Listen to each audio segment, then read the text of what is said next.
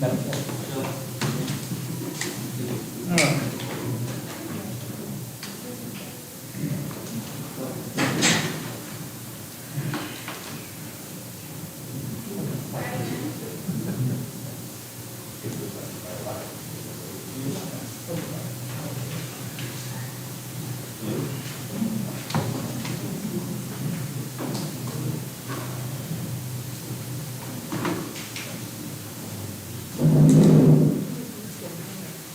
Waiting on our. All right.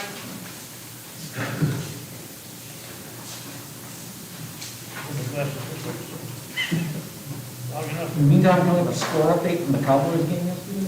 I think the Browns scored again, Mm. but thank you for reminding me. No problem. Happy to do it. You know, it's amazing. You threw for 500, over 500 yards. So, they're gonna, Incredible. apparently got to play on the defensive side of the ball as well. That's a problem. While we're waiting on the microphone, we'll go ahead and get started. I hope you can hear me. So for the consent agenda, we have 7 items, and the first 4 are minutes from previous meetings. You have the minutes. Item 1 is the minutes from your regular meeting on September the 8th. And item 2 are closed session minutes from that same meeting. You should have received, council members. Again, with closed session minutes, please review them and then pass them either to the attorney or to the clerk. Don't take those with you. Item 3 are minutes from your workshop special meeting on September the 21st. And then also item 4 is closed session minutes from that same workshop. Same process, closed session minutes. Item 5 is approval of our fall 2020 paving program contractor. And if you recall during the August workshop, we discussed the process to use for our fall paving program. We budgeted $250,000 from Powell funding in the general fund for our fall paving program. We continued our program of going with the data-driven process of resurfacing the streets that have the worst pavement condition rating. So we will continue to improve the overall condition of our city streets. Jerry Hatton, our city engineer, designed our fall paving program based on your feedback and put it out to bid. We received 3 bids, and again, our budget for the project was $250,000. The low bidder was Red Clay Industries with a bid of $233,925.50. And Jerry has reviewed the math, and it is an accurate bid. So we recommend that you approve the contract proposal with Red Clay Industries for that amount, but also keep the project budget at $250,000 and give us a little bit of leeway with that last $16,000 in case we find something we didn't expect, or in case we get the pricing's good and we can add another section of street. But we do ask that you approve the proposal with Red Clay Industries for that amount and for a project budget of $250,000. Item 6 on the consent agenda is a follow-up from our workshop last month.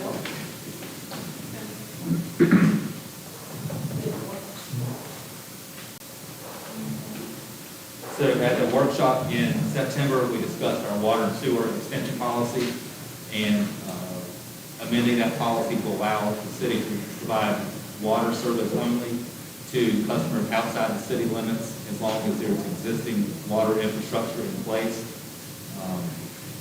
without annexation for single lots or for minor subdivisions. That's defined in our land development code. But if someone wants to develop a major subdivision, as defined in our land development code, they would have to be annexed in order to receive city water. So we have the updated policy for your consideration, and you did ask us to put that on the consent agenda. And the last item on the consent agenda is an update to our Facade Enhancement Grant application form and the program for Facade Enhancement grants. These are grants that are funded through our Main Street program. We have not had any lately, but we do have some that are in the works. And we wanted to clarify that murals are an eligible project to be considered for Facade Enhancement grants. So the Main Street program worked with their committees They recommended approval of some changes to the application form for the grant that make it explicit the murals inside the buildings within the district are eligible projects, and there are maintenance requirements, upkeep requirements, and some additional requirements for what murals are going to look like if they're going to receive city funding, so there's a little bit of a vetting process with the city for that. And then there were just some updates to the form itself to make that process more clear and easier to follow. So the Main Street Board has recommended approval of that. That comes to you on the consent agenda. I will note that Councilman Script is out of town, so he will not be here for the meeting tonight, so we are down in person. So we certainly have a forum. So if there are any questions about the consent agenda items, I'll be happy to answer. Do you have any questions? Thank you. Thank you. All right. And I will just, this is not part of the consent agenda for the work session, but before we get, I will just put up our city council adopted vision statement, mission statement, core values, because they remind them kind of check in.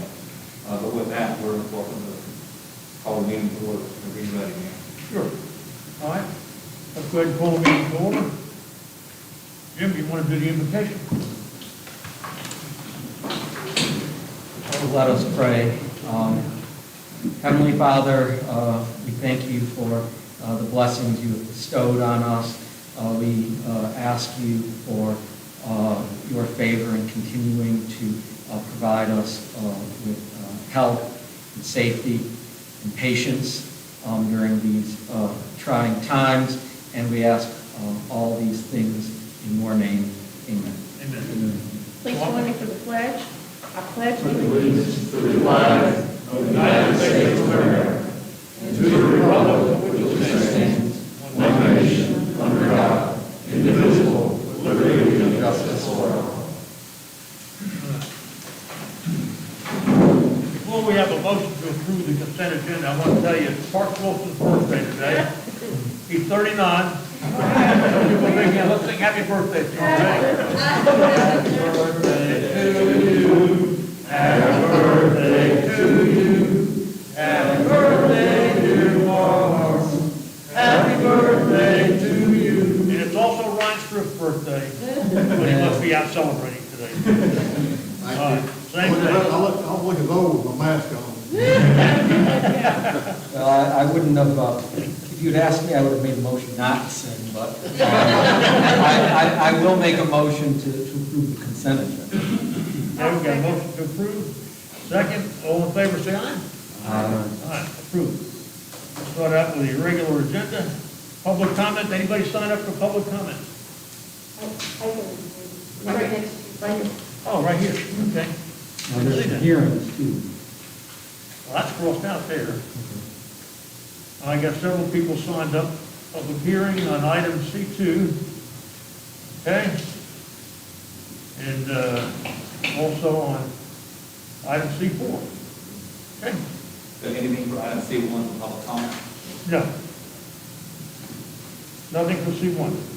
Okay? All right, so that being the case, no one signed up for public comment. So, public hearing, yes. So let's begin by doing our first item, public hearing on the CaroMont Health Hospital Complex, a request to rezone 28 plus acres from business campus development to institutional campus development, conditional zoning district to accommodate 350,000 square foot hospital campus. I'll make a motion to go into public hearing. Second. Got a motion to go into public hearing, got a second, all in favor say aye. We're in public hearing. All right. Thank you, Mayor and Council. As read into the record, this is a request to rezone a 28-acre area, rezoning the property from business campus development to institutional campus development. It's actually a conditional zoning district. As a reminder, a conditional zoning district is a process by which a property owner or applicant is requesting to change their zoning designation and accompany it with a major development plan. This is done through one action of a conditional zoning district, and it is a legislative action. The applicant in this case is CaroMont Health, and the property owner is the Southern Benedictine Society of North Carolina. The purpose of this zoning action is to establish a hospital campus for CaroMont Health. The development includes the primary hospital structure, a medical office building, ambulatory surgery center, a future parking garage, and possibly a helipad operation. There are various areas requesting relief of the zoning requirements, and I will go through those one at a time. So I'm going to start with the location of the subject property. This is a 28-acre portion of a larger existing property. It's a 291-acre parcel. We call that the mother parcel. Parcel ID number 301922. The subject property is located north of Interstate I-85. It's bounded on the east by Beatty's Road and Mount Holly, bounded on the west by Belmont Mount Holly Road. It is the home of Belmont Abbey College. It's important to talk briefly about the physical characteristics of the subject property, and they relate directly to the areas of relief for this request. This property, especially this 28-acre area, has very steep topography on the site, as well as a perennial stream through the property, which requires a buffer.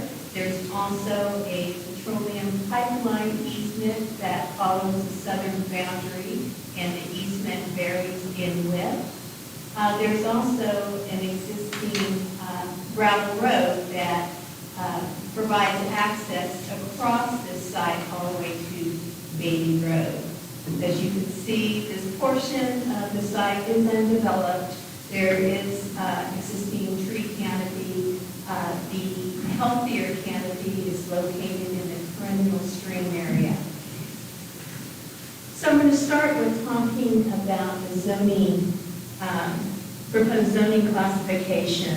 So the existing zoning classification is business campus development. Now this classification is intended for corporate office campus, primarily light industrial or heavy industrial use. You can equate this area to something like the Oaks.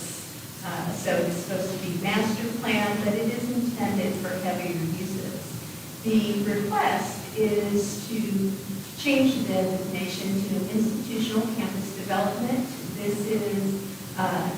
This designation is primarily for academic and religious campuses, as well as government and healthcare campuses. It is staff's opinion this is the appropriate classification for this action. A subdivision will be required that would identify the 28-acre boundary within the mother parcel. If I could ask a question, what was the catalyst for the change from BCD to ICD? The use primarily because it is a medical type of healthcare campus.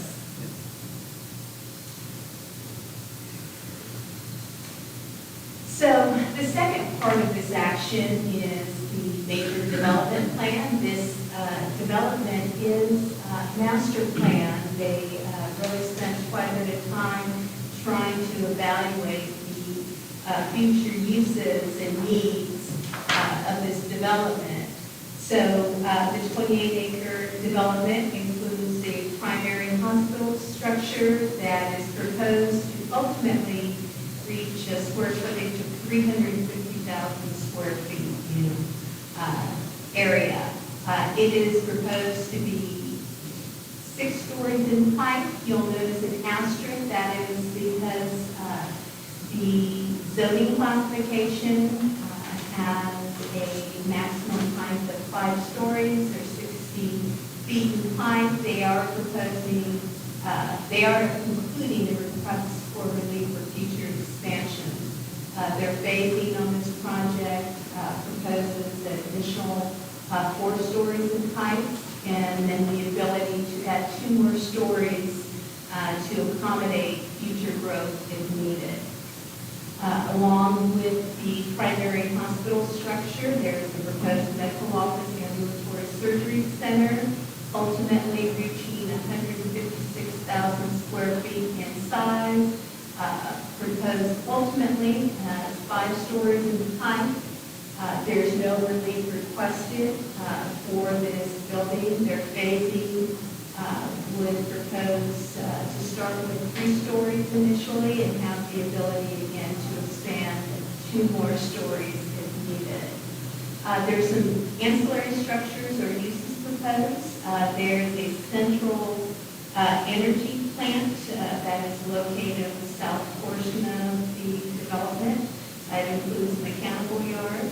There is the possibility for a future parking garage in this area to the west if needed for some of their expansion. And then they wanted to ensure that if their operations through and a helipad operation is needed, that be included in this request. Now, the future parking garage or a helipad operation would require a separate site plan review for compliance with the city's regulation and other agency approvals. The landscaping proposed within this development is consistent with the vision for the institutional campus zoning. There are various green areas. They are proposing to do multiple plantings and screened parking areas as required. There's tree shade canopy as required within the parking area, and they're proposing 1.4 acres of tree shade area, primarily along the perennial stream. Access to the site of circulation. I'll start by going back to this initial plan to your right. So the primary access is proposed to be off Baby Drive. It's proposed to be a 4-lane boulevard section. There are 2 designs for this boulevard. The initial portion, I'll say the eastern portion from Beatty Road to the roundabout, the traffic circle here, is again proposed for 4 lanes. However, they are proposing sidewalk on the southern side of this road only, and the required sidewalk on the north side of this boulevard, just east of the traffic circle. They are requesting relief due to the topography and the environmental constraints close to the perennial stream. So they are proposing curb gutter, street trees, beautiful landscape median, but sidewalk only on the southern side for this first section. Then when it moves west of the traffic circle, it will be the typical cross-section of curb gutter, sidewalk on both sides of the landscape median. So again, as far as access, it's a 4-lane boulevard. They are requesting relief on the north side, the northeast side of this boulevard section. So one thing I will point out is the sidewalk is 8 feet in width along the boulevard. Internal to the site, they have quite a bit of sidewalk requirements and connectivity planned from the parking lot into the site. Sidewalk requirements in a non-residential master plan development are to be 8 feet in width. They are proposing 6 feet in width internal to the site. So they are requesting relief for internal sidewalks from a 8-foot wide sidewalk to 6 feet in width. This zoning classification also requires future transit stops to be forward-thinking. For this type of use, that is really imperative. They are proposing 2 stops, one internal to the hospital site right in this area next to the green and near the front door. And then they have a second stop planned closer to the undeveloped area. So it will provide a stop to future development areas. Parking, there is adequate parking for the project. Any future expansion will require expansion of parking and possibly the parking garage as it continues to grow. They are requesting relief in the area of, there is a requirement in the ordinance that 5% of required parking spaces be a impervious material. They are requesting relief, stating that due to the nature of its use, the 24/7 type of use, that maintenance would be difficult of this area, so they are requesting relief in that area as well. Connection to adjacent parcels. So, again, this is master plan for 28 acres, but what's really nice in this design is they have thought about connection to vacant properties or undeveloped properties in this area. So you can see they plan a traffic circle with connections to property to the south and the north, opening up this area and planning for connectivity. Typically, we would require connectivity to the adjacent parcel to the west. That would be Belmont Abbey's property. They are not subbing out to Belmont Abbey's property due to specific requests from Belmont Abbey College and their security of college activities. So they will provide an improved access in the event of an emergency over to this area. However, it would not be a paved section. Architecture. So again, this project is proposed ultimately to be 6 stories in height for the main building. There is this architectural feature that stands taller. This is the south elevation that will be looking from I-85 or be facing I-85. The northern elevation, this would be a green right in front. This is the internal appearance of the facility. So part of our requirements for conditional zoning actions is we need to find that their request is reasonable, consistent with all of our adopted plans. So the subject property is located within the Montcross area, small area plan, which is in our comprehensive land use plan. It's just a more focused area. This area, this 20-acre area, is identified in the small area plans for mixed use. The proposed land uses are in keeping with mixed use for that area. It promotes the goals of the comprehensive plan and land use economy and community character, and I'll go into detail as we get further along in the presentation. I do want to show that the Montcross Small Area Plan has been updated, provided to the city, showing what is planned here for the hospital campus and the other uses surrounding, again, does fulfill their future vision for mixed use. With all conditional zonings, the applicant is required to conduct a community meeting. They did hold a community meeting. This was a virtual meeting on August 31st. Other than their team, there were no other members of the public that attended, but you can see the presentation and who they sent notices to in attachment C of your report. So with this, I'm going to turn this over to our transportation expert, to Brady, to give you the results of the traffic impact analysis.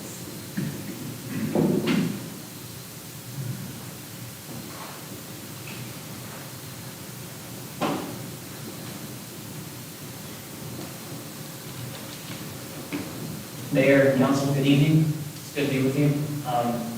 I'm Brady Finkley, Finley Warren Associates, and hired by the city to perform the traffic impact analysis per the city's ordinance and NCDOT requirements.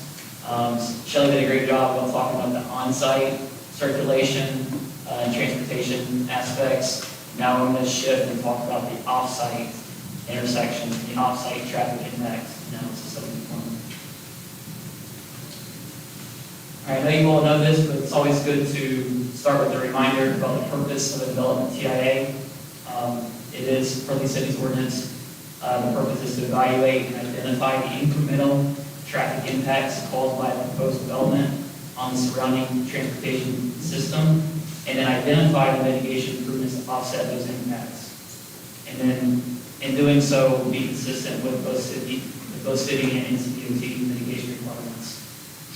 The reason we put that up there is that the purpose of the TIA, again, is not to correct existing deficiencies of the transportation system, but to identify the impacts of the proposed medical facility and mitigate those impacts. All right, I'll start with a few general notes. Based on the trip generation potential of this development, it did meet both the city and NCDOT's warrant for a traffic impact analysis. When we got together earlier this year, back in February for a TIA scoping meeting, we did have all the parties that you see on the screen there, including the City of Belmont, of course, NCDOT, the applicant, G-Scale MPO, which is the Gaston Lincoln Metropolitan Planning Organization, as well as City of Mount Holly, given the proximity and the impacts to Mount Holly, as well as it being right across the street. All right, the table that you see currently on the screen is the trip generation potential of the development. The TIA was based off of the 80,000 square foot medical office building and 220,000 square foot hospital, which were the working parameters at the time of the scoping meeting. And with that, you'll see kind of highlighted in orange are really the more important numbers to note, and that being the AM peak hour 511 trips and the PM peak hour 562 trips. And keep in mind that's both in and out. So when you disperse those, you can see there 370 in the morning, 141 out in the morning. The build-out year for the applicant that we looked at was 2023. So for the city's ordinance, we looked at existing year calibration purposes in 2020. We looked at both background and build at 2023. That's really where we measured the impact of the site. And then also looked at a build plus 5, which is 2028, of course. All right, this was the site plan that we used for the TIA purposes. Shelley mentioned it, but we did look at just the western part of the site, so any kind of future potential in between where the site's located and Highway 273. It did not include any kind of development work on there, so if that comes in for approval, that would the trip in for that would be the review to see the TIA would be updated for that. On your screen, so here we're going to start to turn our head 90 degrees to look at north to the right. This is our study area. So you have Highway 273, which is Bay Drive on the north side of the interstate, and Park Street on the south. Most of our study intersections along that corridor, with the site access being at the existing T intersection of Bay Drive and YMCA. which is the number 6 Center Street. So to the north, we went all the way up to Baby Drive at Facade, all the way down to the south to Wilkinson Highway, US 74. And we also included a couple of intersections to the west along Belmont, Mount Holly Road, because given the site, given the residential up to the northwest of the site, there would be some residential traffic came to and from there that would potentially use Belmont, Mount Holly to come down Firstal or Beatty Road to get to 273 versus coming down the interstate. And so there was a couple of those intersections that included as well. Wanted to highlight that we did include some improved developments. Some of these have been constructed now, but at the time we pick up counts for the TIA, they were not constructed, and so we wanted to make sure that we included those developments as well. We had 4 of those developments: the Morris, which is the approved development, southeast quadrant of US 74, and 273, which it includes 325 apartments. The second one being Baby Woods, which is with blue highlighted, light blue, in Mount Holly, which includes 110 townhomes, and then 2 hotels, one being Fairfield Inn and Suites in Mount Holly, which is now open, and then the Home 2 Suites, which is behind the Chick-fil-A. Also wanted to point out the number of TIP projects, the State Transportation Improvement Program projects that are currently being designed, some being constructed, some being close to being completed already within the area. And those being the 4 that you see on the screen. The one of them really impacts just Mount Holly to the north, which is U3633, which is the widening of 273, starting at Tuckasegee and heading north. The second one being the US 74 corridor signal improvements along US 74, which is really impacting the timing of the signals. The third one being U5959, which is intersection improvements of Wilkinson and Park, 74 and 273. And the fourth really large one is the I-85 widening I-5719, which is the widening of I-85 from US 321 Gastonia all the way up to this interchange to the Mecklenburg County line. And along with that widening, it also includes interchange improvements all along that stretch of 85, which is really what was important in this study, because they're looking at significant improvements to the existing interchange of exit 27. So on this screen points out the 3 improvement alternatives of that interchange that NCDOT had requested us to look at initially. After talking to them a little bit further, at our scoping meeting at least, the second one had been eliminated, and so we considered 2 interchange configurations which have not been, NCDOT has not identified a preferred alternative yet, so they requested us to consider both of these interchange alternatives because they are significantly different, and see how the impacts of the site could potentially impact the TIP project and vice versa. One of them being, the first one being improve the existing interchange to your standard diamond interchange, and looking at some improvements there. The other alternative is what is referred to as a diverging diamond interchange, a DDI. If you're not familiar with this, you may have come across it. I think Cornelius at exit 28 is where you cross over if you're driving on the left side of the bridge through the interchange. And so with that being significantly different from the existing interchange, we want to see what kind of impacts may or may not come about with the proximity of this proposal. All right, so jumping back to our off-site study intersections and getting into the specific mitigation we identified.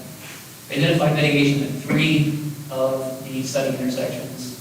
We'll start really in sequential order. So intersection number 3 to the northwest is the Parcel Avenue and Belmont Mount Holly Road.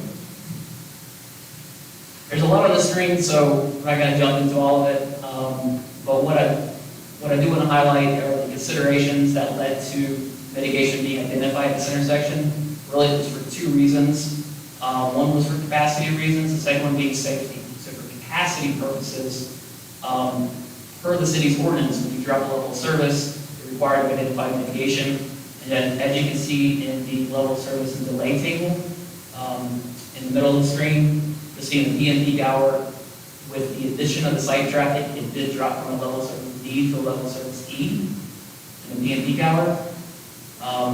Additionally, looking at the turns that it was adding and the amount of volume it was adding, really to the northbound right. So if you're coming from, let's say from Mount Holly west, you're coming north to go towards the site, you turn right on Parcel Avenue, adding traffic there, and then vice versa, going westbound, turning left. Those two reciprocal movements is really where it increased the volume at 76% in AM, 46% in PM. The second reason being safety. NCDOT has what they call auxiliary turn lane warrants for safety reasons, and it's based off volume. So when you increase the volume, you have potential to increase the warrants and storage, and in this case it did. So for those reasons, we identified the mitigation of the northbound rate turn lane of 100 feet on Belmont on Holly Road with turn first. The second intersection we identified mitigation, not a surprise, was the proposed driveway. So this is Beatty at YMCA Drive.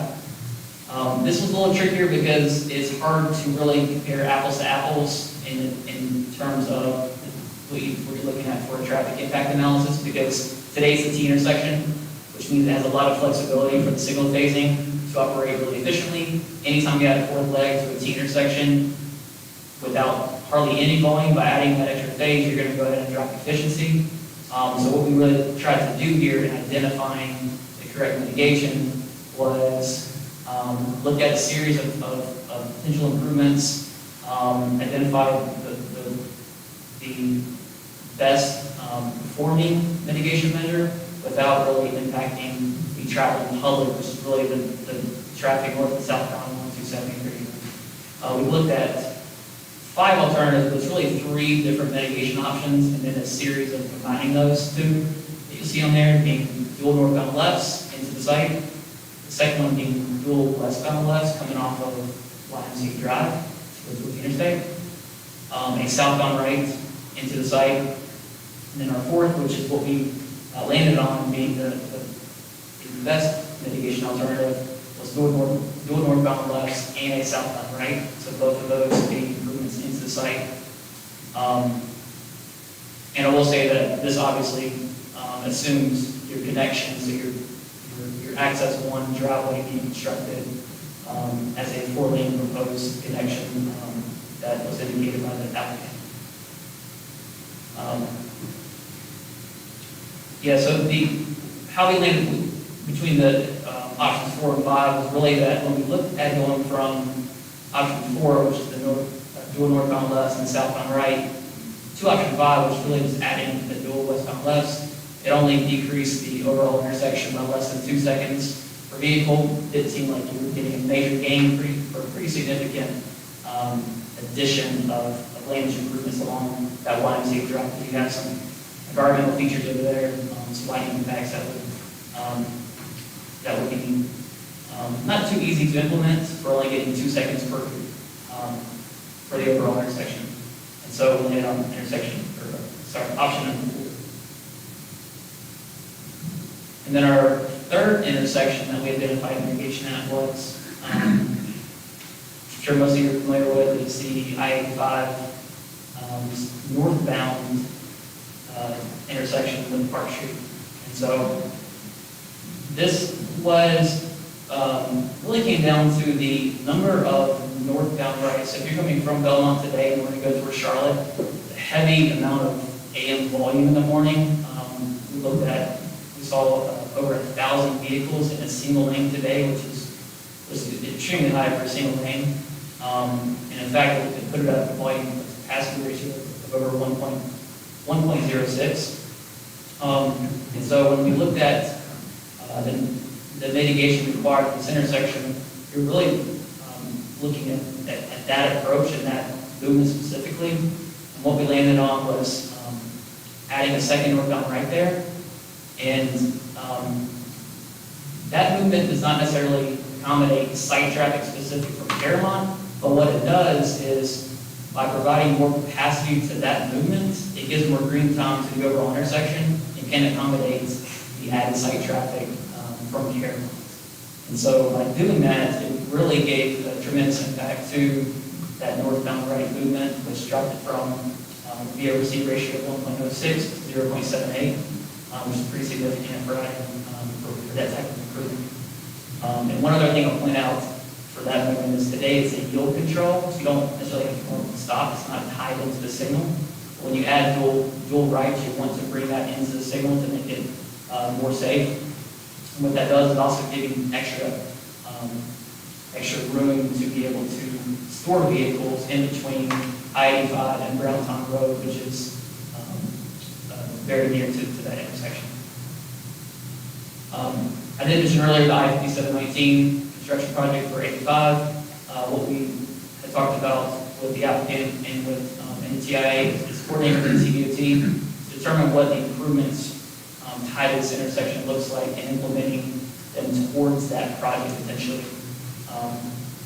As you know, there's a lot of unknowns right now with NCDOT's timing and their schedule going forward. What we don't want to do is go out there and impact the traveling public to put in an improvement that may only last for 6 months, to then rip it up and then put in another interchange improvement. And so what we recommend is for the applicant to work with NCDOT and the city and DCO on the implementation of that mitigation for that intersection.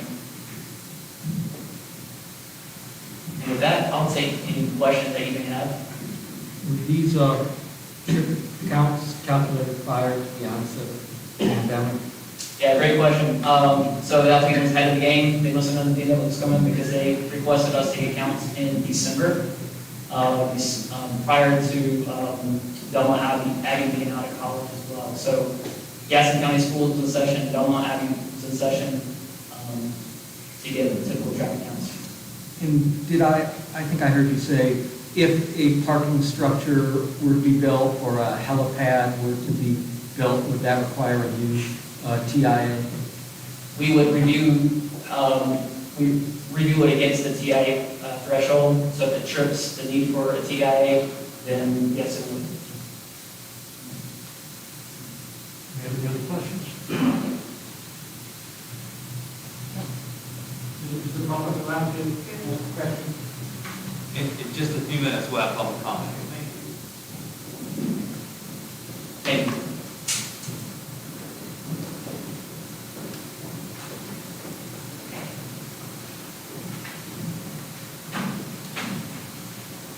Okay, so to wrap up this presentation, this item, we've worked on it since December of last year, is when we first started discussing it. It's gone through the various levels of process, including going to the Planning and Zoning Board that was heard at their September 17th meeting. At that meeting, the board discussed two areas primarily of concern. That was height. The ultimate height of the stories is 100 feet in height for this 6-story. That does not include, there's an architectural feature, which is the large glass portion in the center of the hospital that could reach 120 feet in height.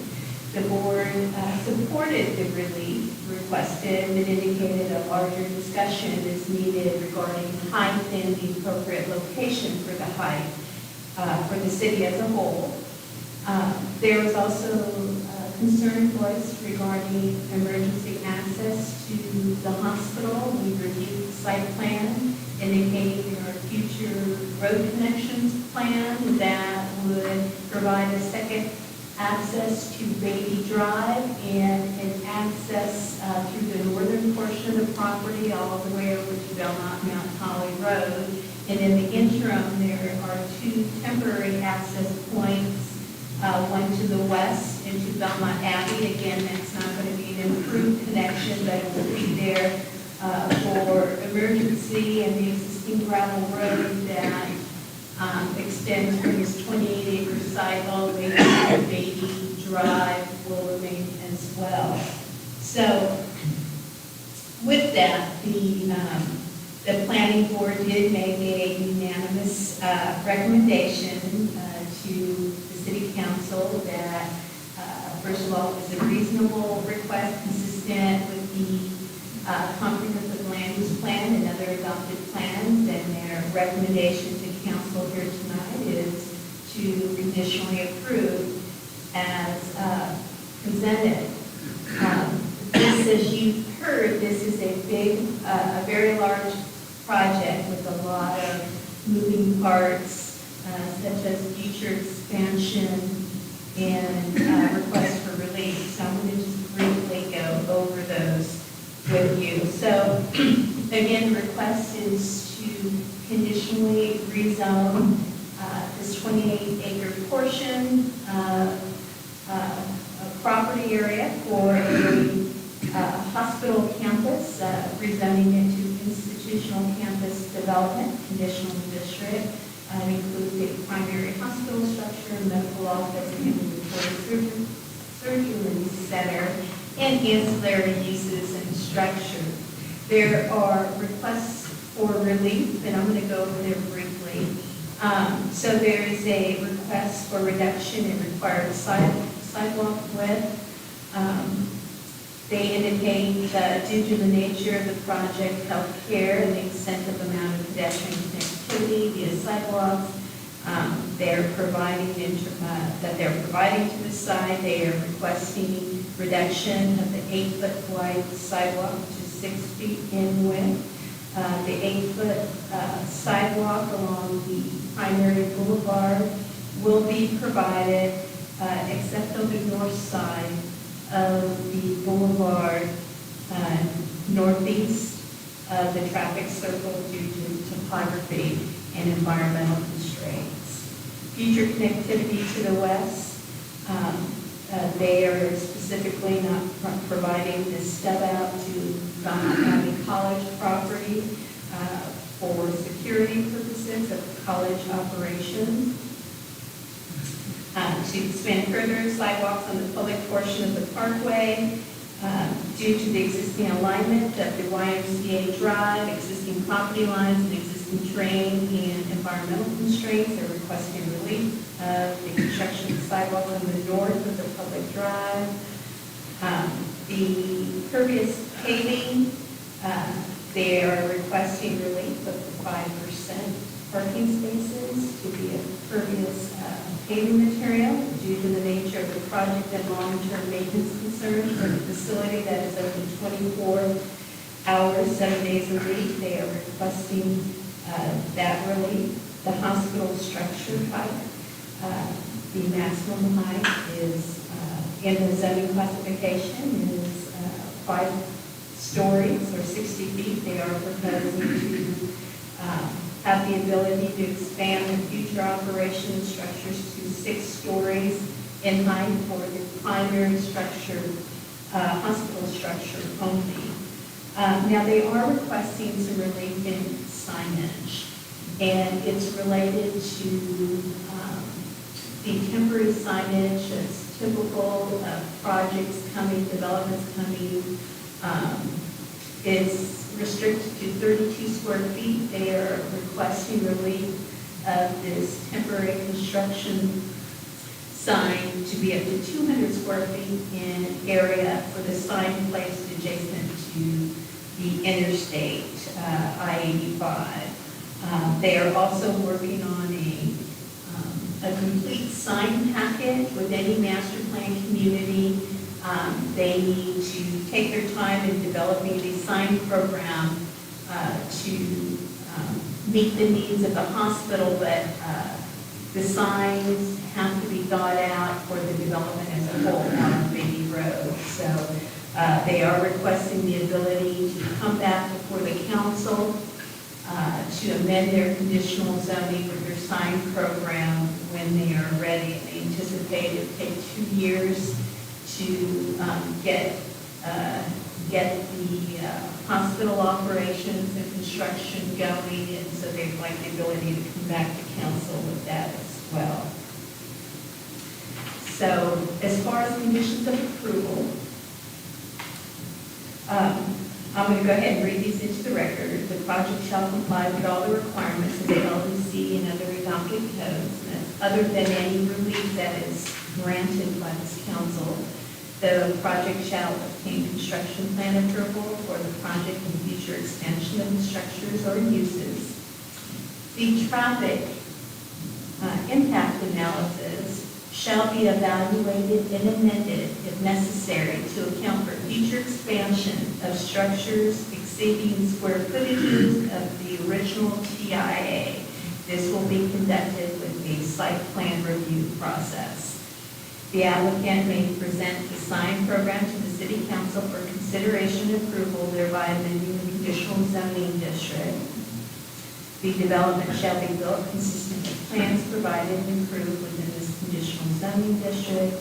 The last condition is the conditional zoning requires a site-specific plan, and therefore they are vested initially for a 2-year period. The council has at their discretion the ability to extend the approval up to a 5-year period, and that is based on North Carolina general statute. So the city council, we're asking city council to receive this report and the planning and zoning's recommendation to approve as conditioned. We will need 2 motions when you're considering the next item, which is the ordinance. You need to find that the request is reasonable and consistent with the adopted plans. The consistency finding and statements are in the ordinance in the next item. And you can approve with modifications, or disapprove the project. So that concludes my presentation. Thank you. We have several folks signed up for public comment. Do you have a comment? Question. A couple. So if the parking garage and the helipad would require them to come back to us? No, okay, no, it would not require that to come back to you. They would do if approved as an ancillary use, they would simply process a construction plan approval. We call that a site plan approval. So you're granting the use through this action, and then we evaluate it as a sort of an out parcel or an added use to the site. And then we would coordinate with any outside agencies, such as the FAA for the helipad operations and so forth. My other question is for the city manager, I guess. In the report on the agenda, in the fiscal impact, it says 0 tax revenue. But in the consistency findings, if we were to approve them, it states that it will increase the non-residential tax base. So I was confused. So my understanding is that hospitals are tax exempt property taxes, but this will be an economic development catalyst project. So with the hospital will come medical offices and other non-residential office uses, retail uses, which will benefit the tax base. Okay, I have a question as well. It's typical that the alley leases property, is this lease property? And it's been for how long? We will let the applicant go into the details about their ownership. Shelley, if Yes, they do, sir. if they do decide to build a parking deck, what height restrictions are it subject to? Well, the maximum height is for structures in that zone is 5 stories or 60 feet, so they would have to comply with that. They're not asking for relief in that, they're just identifying that a future parking garage may be needed. All right, and just out of curiosity, we've heard several times that there are environmental constraints that prohibit or prompted the request for relief. That's a pretty broad statement. What are the environmental constraints? The environmental constraints are specifically, well, there's a couple. So they're tied to the topography of the site. So there are very steep slopes on the property. I think that's one reason I wanted to show the slide early on. The closer the lines are, the steeper the slopes. Then on top of that, they have a perennial stream. I'm sorry, let me get to this picture. Which requires a buffer around it as well.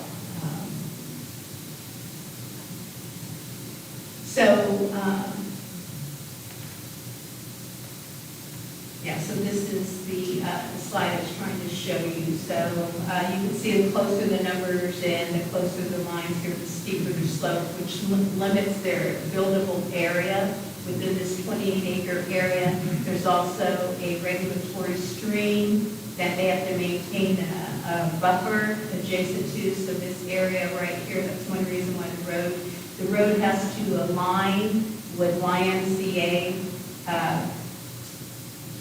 road right here on Beatty Drive. So to align, it has to meet at this point, and then it's trying to come in, and there's certain design requirements on slope of sidewalks and road design. That's far above my pay grade, but the engineer could explain that makes it like the need for no sidewalk on the north side of this first segment. That's one of the reasons they're requesting that relief there. As far as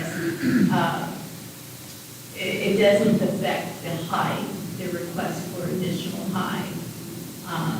They do have stormwater requirements that they have to meet in starting the operations of a hospital campus. So they're trying to keep their impervious area down in more of a compact design. But those environmental constraints is really the topography, the perennial stream.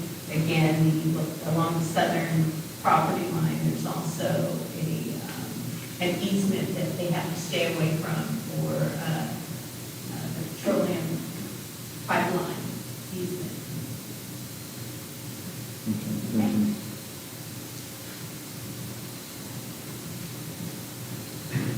We have several people signed up for public hearing. You'll come up. Richard Blackburn was the first one to sign up.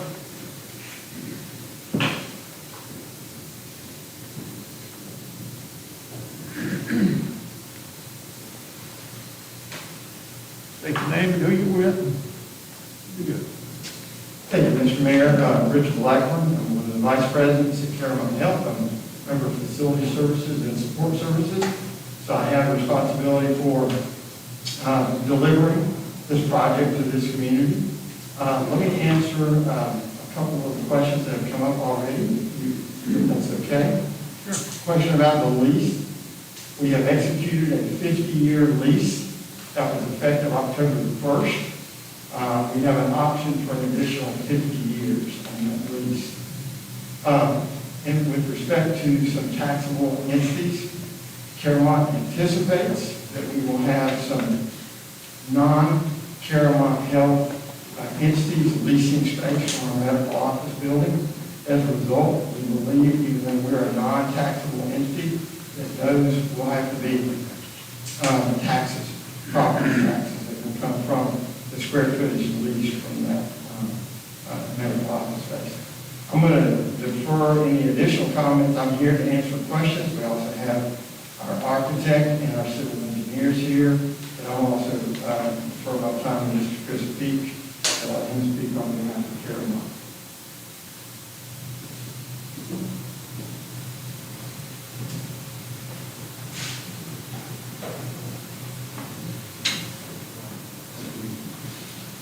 Honorable Mayor, members of the council, and your Miller, it's really a pleasure to be here with you this evening. This has been an exciting project for consideration for us for a couple of years now. We are just truly honored to have the invitation and the opportunity to build a state-of-the-art medical campus in the city of Belmont. Belmont is certainly leading the way in this region, and it's an exciting opportunity, and this is all about mission. It's been about mission from the very first for us. This is about transforming not just healthcare in this community, but it's about transforming this community as a whole. Our partnership with Belmont Abbey, you're already seeing some of the effects of that as they've begun new programs in health sciences this fall. We anticipate that partnership continuing for decades into the future. And where that can go, the ceiling is quite high on those opportunities. So we are just really gracious and thankful for your consideration. Your staff has been nothing less than extraordinary. Manager Miller, your planning department is exceptional to work with. So thank you for that opportunity. thank you for giving us this opportunity to present this to you this evening, and we certainly respectfully and gracefully ask for your approval of this proposal. Thank you. Belmont Road signed up this week, Mark Hawley and, nobody.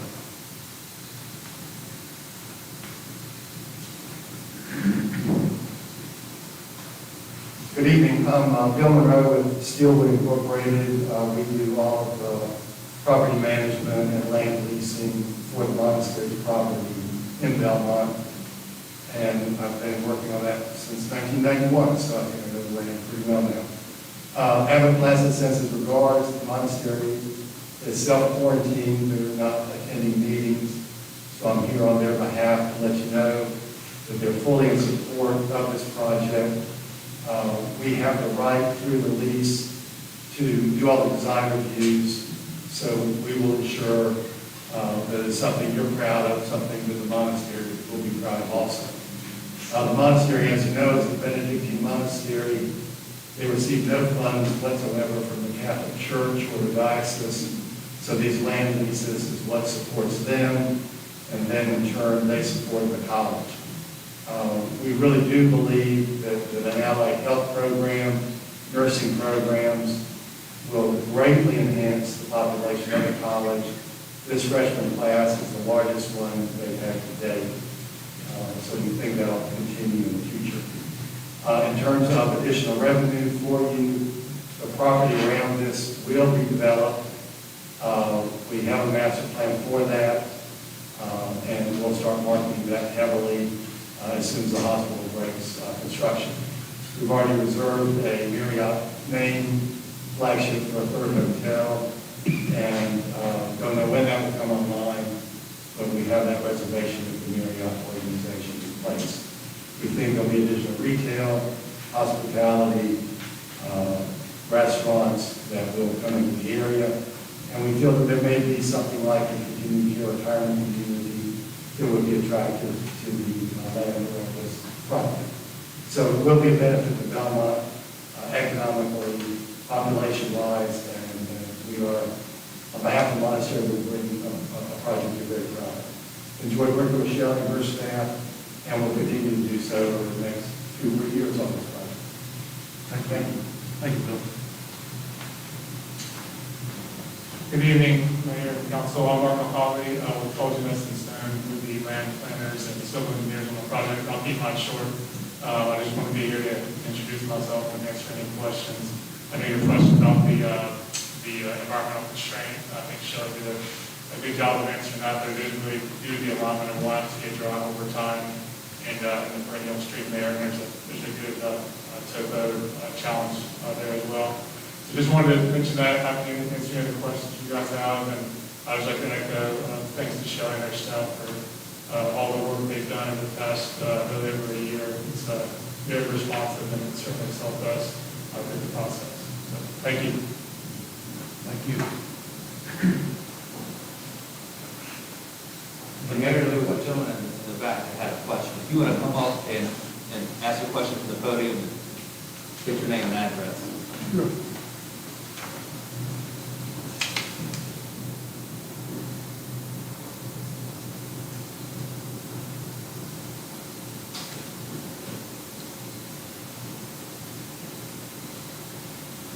Thank you for letting me speak up here. I live on Oak Trail, and I know during the, can you hear me tonight? I know during, my name is John Molesky, M-E-L-E-S-K-Y, on Oak Trail, as I say. You know, that's the street that goes closest to Belmont, on that side.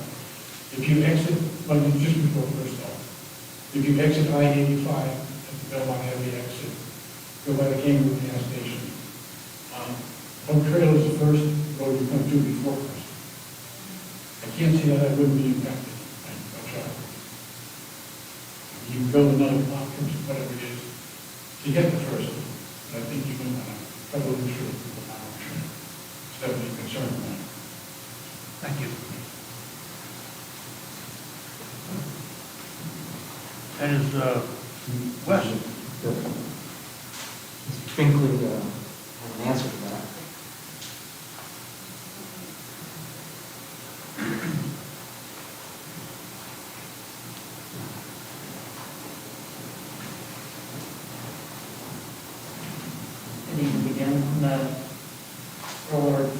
area that we have. This right direction? Different project. That's the wrong direction. Sorry about that. There you go. Okay, so just to the left of number 3. What I understand is the road you're mentioning. Old Trail. Just to the left of number 3. To the west, About. just to the left. Yes. So I don't believe, does that road connect over to Bay Drive? It connects to First Floor and then the end. Connects to First, yes, and then subsequently. But so it doesn't directly connect down to Bay Drive? Okay. Yeah, so that wasn't a study intersection. It is not a signalized intersection connection. We don't, based on the analysis that we ran, we didn't see traffic running onto that road to connect over. So it would impact probably your through traffic, but not turning onto the traffic onto that street like First Floor would be. I just don't, I understand First Floor is a direct connection to not but as I said, if we come from 85, it's very easy to be on low trail. Again, low trail is First Floor. And so we don't have to meet so not 85. You can't, we need to drive over the fast. I think I would consider it to be like on the trail. If the project is approved, Mayor, we can certainly work with it. If the project is approved, we can certainly discuss that with our staff. Yeah. Thank you. Evening. I have a question, but I'm not directed to you, because I'm not sure who you're directed to. If I heard Shelley correctly, in this area, we have a cap at 5 stories. 5 stories or 60 feet? Yes. Okay, well, let me ask you, and I think I read something about that in our packet, but essentially, we've got 5 stories at 60 feet. They want to go 6 stories at potentially 120 feet, doubling that. What is it inherent to the design of the project that qualifies it to go double the existing height for 1 floor? I would defer to an expert on the size of the store, the height of a story in a hospital versus in a more traditional office building.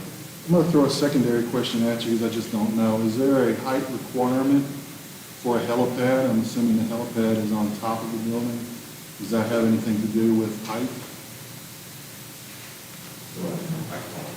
Okay. Aaron Jeffers with Belmont Smith Architects, project manager on this. So the quick answer is the helipad, we've studied multiple options. It can be a ground mount. If planned as an opportunity where it's a pad, or it could be a structure on a building in particular, which the height of that would be based upon pretty much the requirements of what the helipad is and the route it takes. So we haven't really gone that far. We just done an initial study on the helipad itself to look at flight path and opportunity.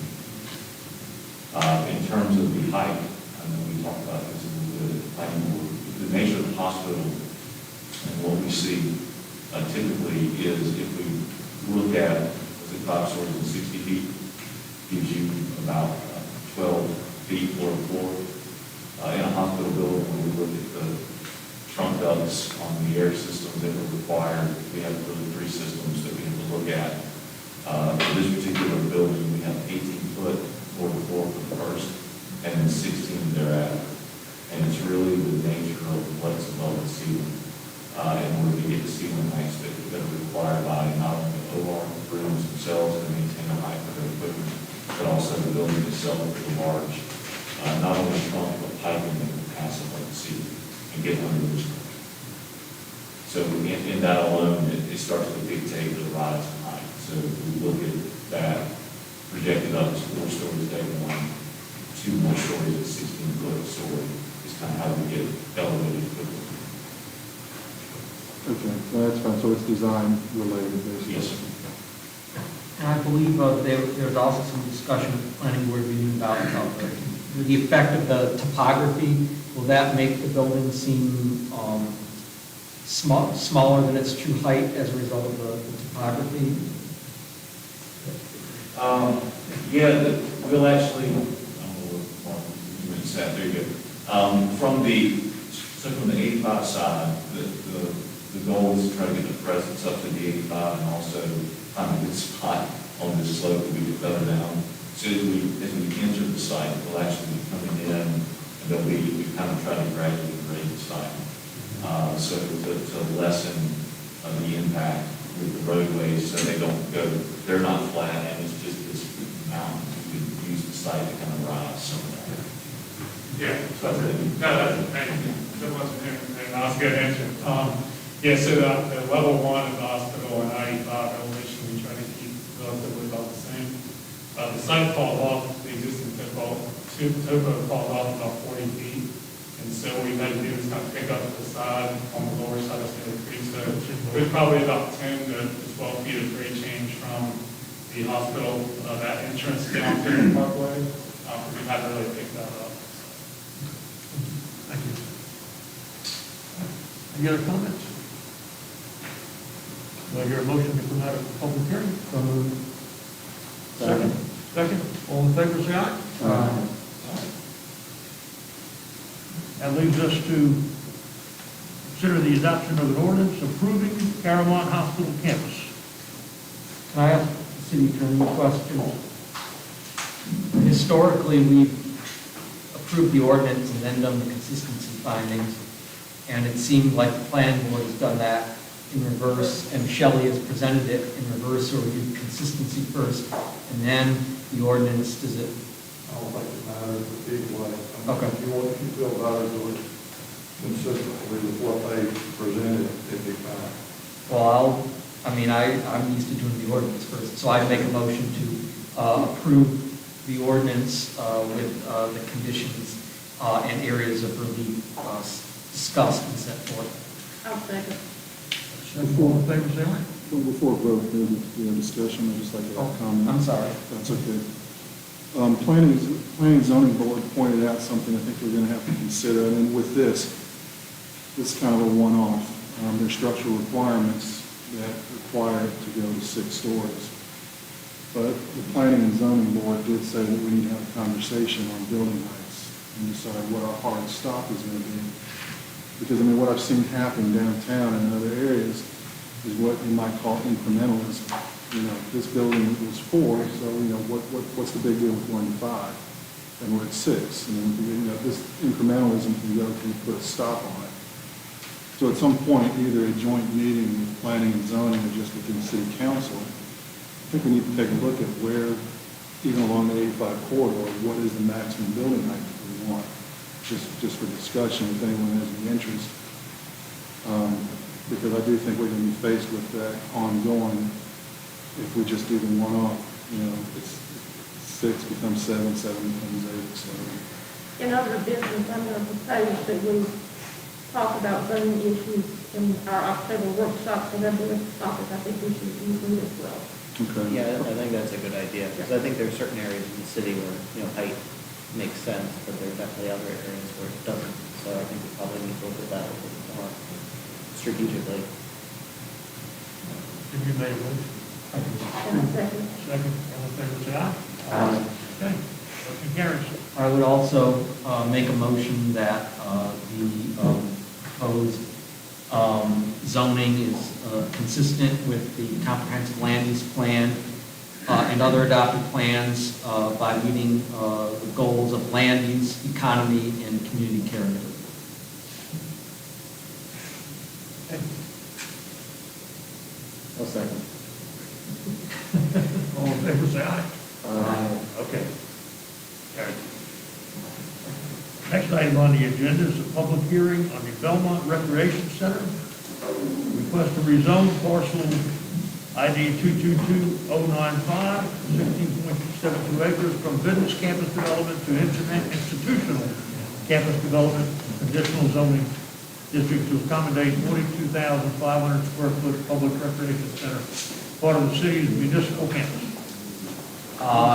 Move to go into public hearing. Second. All right, and all in favor? We're in public hearing, okay. Thank you, Council.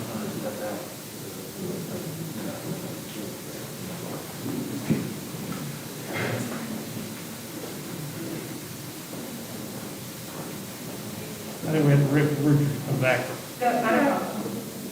Are we still? Oh, We should take a break. all right, Tiffany, go ahead. Okay.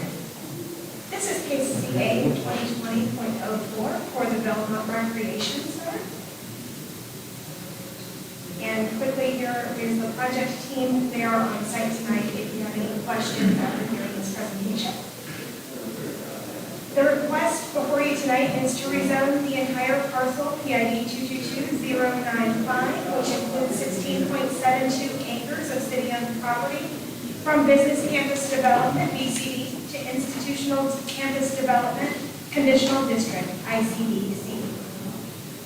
This is a conditional zoning district, so that is a combination of a rezoning with a major development plan, just as the case previous to this one was tonight.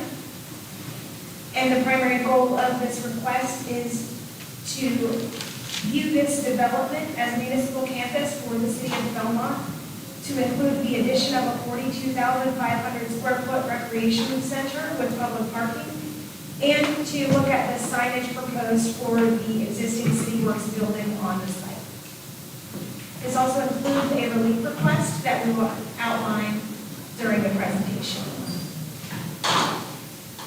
So the primary site for the recreation center on this parcel is noted in red. Although the rezoning request before you tonight is for the entire parcel, as noted earlier, the current zoning for this parcel is BCD, which currently allows for the development of corporate office-type campuses and industrial uses, and is primarily designated or designed to allow for more technology, production methods, and operations types of uses. The proposed zoning instead is proposed as ICD, which would allow for the development of government facilities with a total development size larger than 15 acres. And so based on the size of this lot and the use proposed, staff sees this proposed zoning as the most appropriate zoning designation for this project.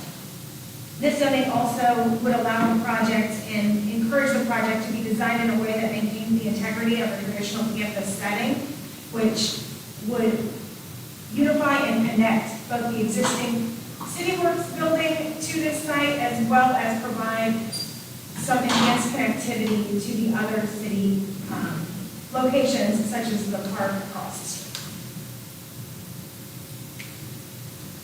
For the recreation center, the site design includes outdoor programs, which include pedestrian connection to a future greenway, which is the Abbey Creek Greenway that's currently in the preliminary engineering and design phase. It also provides for pedestrian connection to Kevin Lofton Park, right at a mid-lot crossing between 13th Street, as shown in blue here. There's also opportunities to look at public art and incorporate those into elements such as the bike racks or murals or other elements on the site. And the site design incorporates outdoor plazas for gathering for both residents and visitors of this facility. The parking lot layout is designed in a way that consolidates the automotive entrance to the City Works and Rec Center property, as shown in yellow. This is also designed in a way that connects both the recreation center's new parking as well as the existing parking at City Works together for a more unified and connected design that is attractive and desired by our land use codes. The design also incorporates a drop-off loop at the building entrance that can be utilized by both individual cars or for vehicles as large as travel buses. So for tournaments or things like that, it would allow for those larger vehicles to access that front turnaround. There is also a second level entrance proposed that would be accessible from the existing parking area in front of City Works. And as part of that, the design was specifically laid out to make sure that there was sidewalk and pedestrian connectivity between both of those buildings.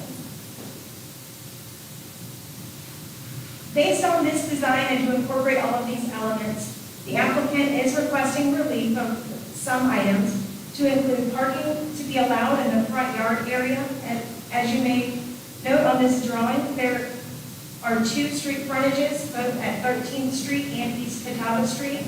And so based on the area available on this site, they are proposing parking as shown, but that would put the parking in the front yard area.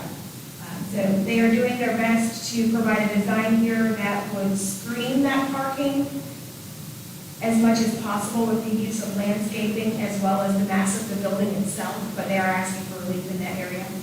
They're also asking for slight relief in the location of sidewalk along the private drive and shifting that over to instead provide that better connectivity between the structures. And they're asking for slight relief in not having to widen the bike lane that's currently along East Catawba to a full 4 foot right now, as there may be transportation improvements in the future. And there are sidewalk improvements that are wide enough for a multi-use path along the frontage of this as well to accommodate those vehicles. So just as a note, East Catawba Street does have a striped lane right now. It's just not a full 4 foot from all sides of the street frontage. So it becomes closer to a 4 foot width at 13th Street, but narrows as it gets towards that private drive. So they're just asking for slight relief there. The majority of the reasoning behind that decision is because, I'm not sure if you can see it in this slide, but there is a jog in the property boundary due to the Wells Cemetery right in the middle of the site. And so there's a large portion that the city does not have control of. So widening that along the entire, what looks like visual frontage of the site would not be something that would be entirely possible without acquisition. So they're asking for relief in that regard. Architecturally, they are asking for your approval of elements that are similar to proposed, although this project is currently in the process of design development. With front materials still being nailed down, the architect is available to answer any questions related to the elements being explored, and has provided these renderings as a sample to guide.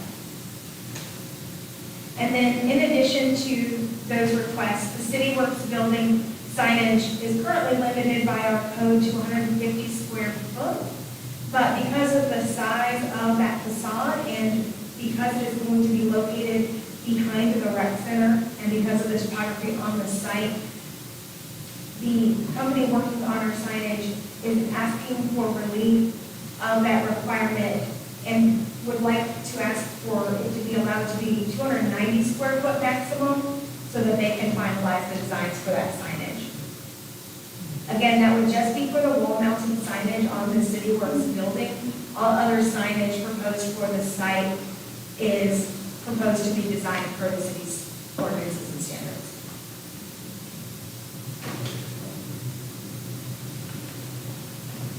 The planning board has found that this is consistent with our land use principles. Goal 1 for land use, that the project encourages a healthy tax base and a mix of uses that promote choice and recreation and mobility.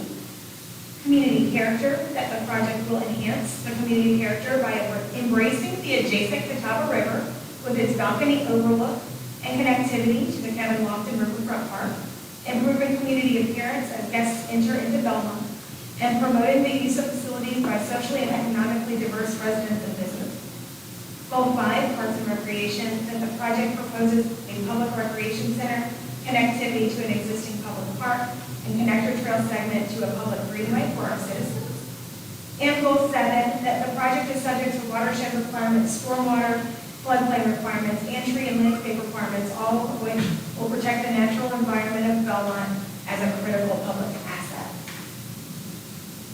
And so with that, I'd like to invite Brady to join us to go over his trip generation memo for this site and recap that before our next item.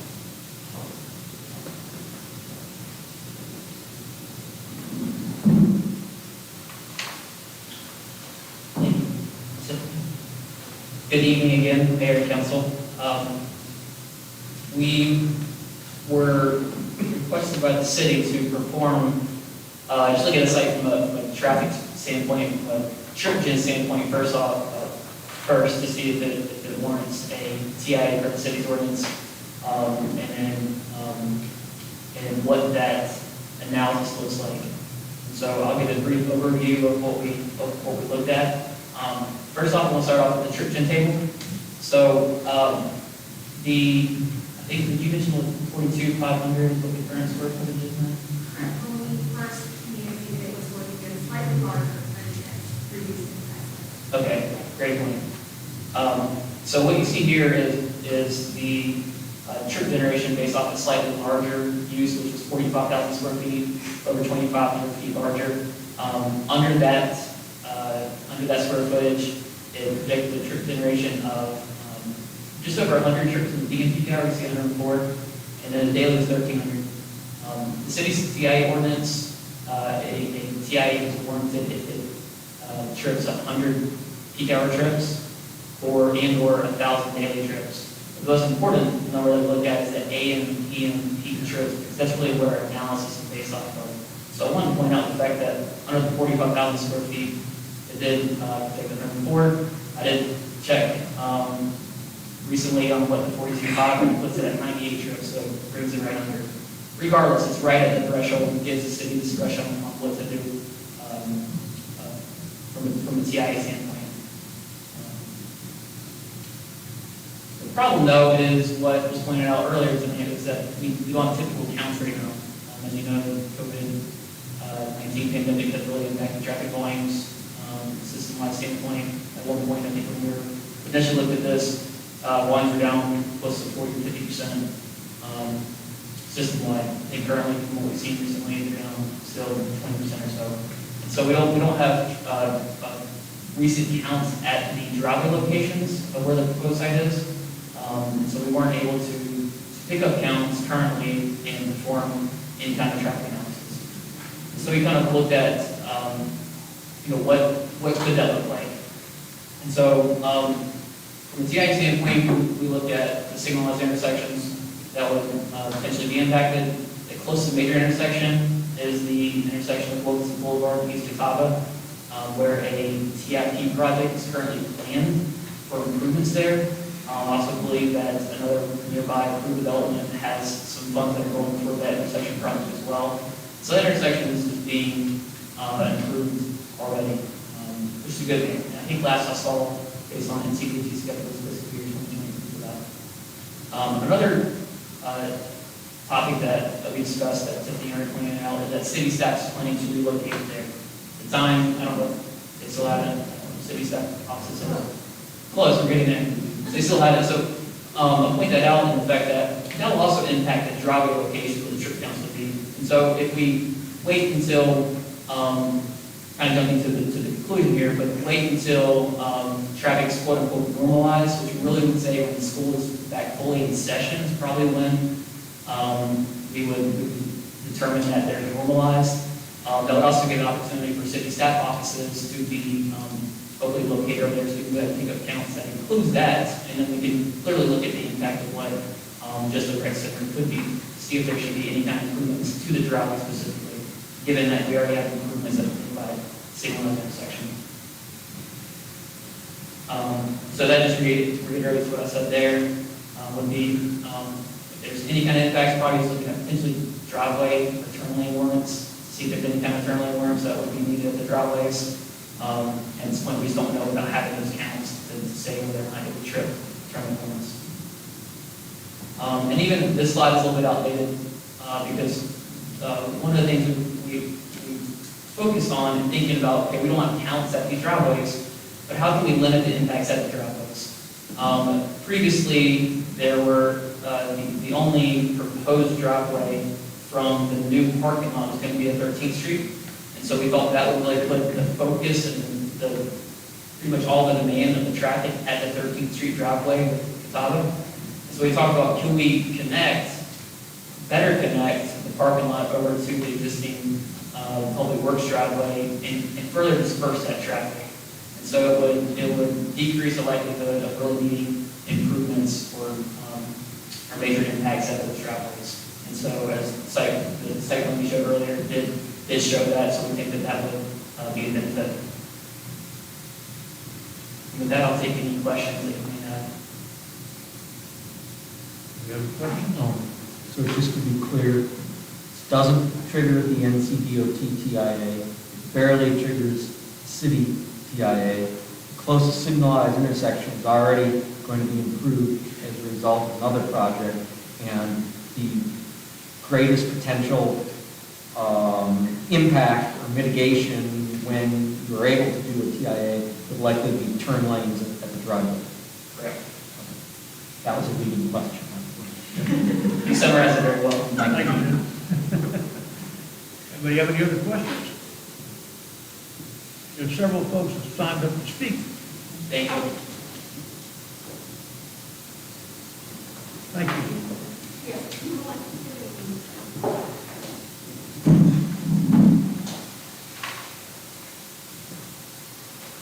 Thank you, Mary. All right, so this project has gone before the Planning and Zoning Board. They first heard this item on the 17th of September. And after reviewing the plans, the board did question whether or not the proposed parking was adequate for the facility and requested that more information be provided before they made a recommendation to you. And so there was a motion at that meeting to continue the item pending the following things. Research of additional parking opportunities through city-owned property connected by sidewalk or other public ways. Comparisons to other local rec centers such as Stowe or Mount Holly Town Hall. And information on the occupant load of the building based on functions of the space within the structure. So there was a motion made and passed to continue that pending more information. And so a special meeting was called on the 23rd where the consultants provided an update to these requests. And I believe in your packet there is a handout that summarizes the findings of that information that was provided. Based on that information and presentation, it was noted that the proposed parking on the site exceeds the current parking requirement, which in our code is outlined as 1 space per 4 seats in an assembly use, which is based on the maximum occupancy of the largest assembly space available in this proposed facility. The Planning and Zoning Board recommended an addition to a parking ratio to the conditions, and then ultimately made the findings and recommended approval based on the following proposed conditions. And give me 1 second, and I am going to read those in the record for you. That the proposed development shall be in compliance with the Land Development Code and have the added relief of allowing parking to be located in the front yard area, not requiring the dedicated bike lane to be widened to 4 foot along East Catawba Street as part of the frontage belongs to the Wells Family Cemetery, not requiring 8-foot sidewalk along the private drive, and instead allowing it to be located closer to the parking area for connectivity between buildings on site, increasing maximum attached wall signage size to 290 square foot for the City Works building, and in addition, that parking for the recreation center shall be designed to include 1 parking space per 160 square feet, allowing for shared parking at the existing City Works lots, for a total of 267 paved automotive spaces on the site. That the applicant shall coordinate with Duke Energy on the burial of remaining above-ground electric lines. That parking at the property shall serve the nearby Abbey Creek Greenway and be linked to the main Greenway alignment via a connector trail. That the applicant would coordinate signage with the Carolina Thread Trail, and they they would coordinate with ESP, who is the designer for the Abbey Creek Greenway, as needed on the connector trail design and the proposed mid-block crossing to Kevin Laughlin Park. And that the future skate park plans will be required to go through review, approval, and permitting by the planning department and meet all land development code requirements, and that the conditional zoning schematic plan approval includes the 42,500 square foot recreation center, signage on the City Works building, and the approximate location of the future skate park, and that approval will be valid for 24 months. That vote was unanimous among the planning and zoning board, and so it is coming before you guys tonight for consideration. So, in summary, we are asking in this request for a rezoning of the entire parcel, 16.72 acres from institutional campus development, two institutional campus development conditional district to allow for the recreation center and signage for the existing City Works facility to include the relief requested and read previous to this slide, and that this be found to be reasonable and consistent with the comprehensive land use plan.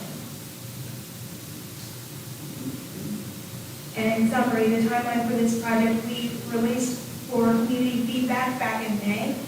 And since then, there's also been a community meeting that was held on September 1st that was both virtual and in person. There was a drop-in option that there should be a summary attached in your packet of the findings of that. It was a very well-attended event. It also has already gone to the Parks and Recreation Advisory Board, and again, both of the planning and zoning meetings that were previously discussed.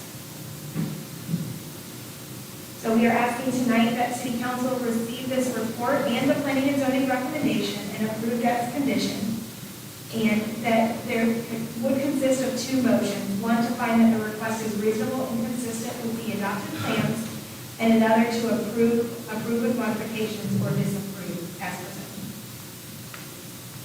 Thank you, Tiffany. We have several folks signed up to speak. Is there any questions for staff? You know, when you're talking about one space per 4 seats in capacity, a lot of what was thrown around when we brought this idea of a rec center up was the idea of tournaments and bringing in a lot of tournaments.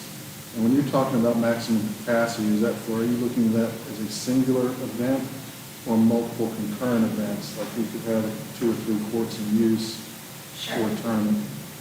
Sure, so I'll let CPL expand on that, but the maximum, there's 2 gyms that are allowed to be connected based on the current design, and even if those were filled with seats, completely filled with chairs, the maximum occupancy in that one space would be 1,007 if seated.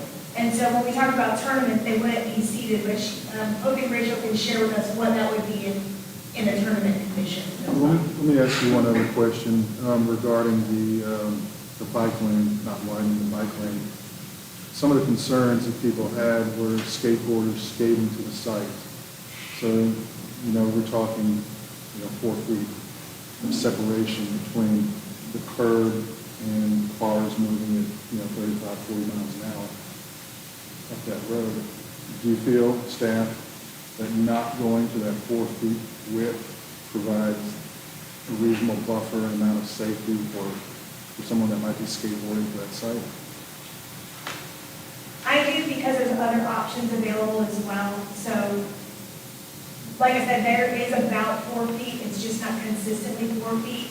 And where the 4 feet, or where it's closer to 4 feet, is at the 13th Street side. So that is closer to where the mid-block crossing is currently being designed, and closer to where the traffic is being designated at 13th Street versus the private drive where it does narrow. So I do believe as staff that there is enough space to accommodate that use. But so let me look at it. When you say there are other options, what are you referring to? Because I know we can't skateboard on the sidewalk by code, right? So the sidewalk is not an option. What's the other option? I'm not trying to, trying to press it, I just want to make sure that we get it safe for the kids that want to skateboard down to the facility. Sure, so one of the things too is that there were recent additions to update the CTP maps with GCL NPO to be more consistent with our adopted plans. And in that, there are plans for improvement along East Catawba. And so it's not to say that the recommendation is for those improvements never to be made, it's just that because we don't have full ownership of the full frontage of that site, that cannot be made as part of this project. But, like, I don't, can you guys see my camera? I'm not sure. Okay, let's see. Can you see it now? Okay. So like I said, if you have traffic coming from communities or from residential areas, I would believe they'd be coming more from the south, and that lane is wide enough in this location. Where it's pinpointing is at this location where it'd be more of a commercial use along Wilkinson. So that's why it's seen as appropriate or reasonable from staff's perspective. But that's not to say that we wouldn't advocate for that improvement as part of future roadway improvements.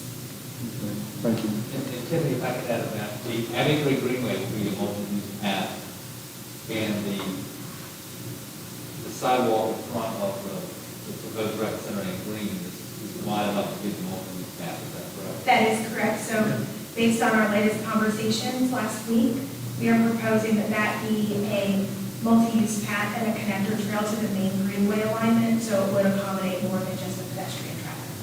So that's where your recreational cyclists, your walkers, your skateboard, will be wide enough to accommodate for you. Okay. And I have one comment, or a compliment to the design team, looking at the city work signage, the size of that building, that scale is certainly appropriate, and I think that the relief is certainly appropriate to look at. And thank you for that. And I think you answered my last question, which was where the location of the connector trail is going to be, and I guess that's where it's proposed, right? Sure. So the latest discussion is that that would be a sidewalk connector until it hits the creek, and then Abbey Creek Greenway would run along the creek back towards Park Street. But there, we are also looking at some design options with the B6051 project within CDOT to provide pedestrian bike connectivity over to Carrimont Park on the northern end, as well as the mid-block crossing on the southern end across from the recreation center. Any other questions? And with that, I'm going to turn it over to Rachel as well to further expand on some of the questions that you guys have. I'm Rachel Nielsen with CPL, architect and project manager. To answer your question earlier about the occupancy, so our maximum occupancy of the facility is under 18,000. The occupancy of the double gym alone is over 1,000. It's that 1,007 number. So again, of the entire facility is under 18,000. That one, 1,800. Sorry, the one gym alone is just over 1,000. And that 1,000-seat occupancy is with chairs in rows, which is more than you would have in that facility in a tournament scenario. Thank you. Anybody else signed up?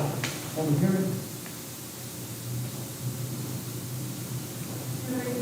I was signed up, but just any questions related to site design or any other comments, part of the design team, Kevin Rush was up the bench. Questions? Kevin? Thank you, Kevin. And we have another person signed up, Charles Saleh. Is he here?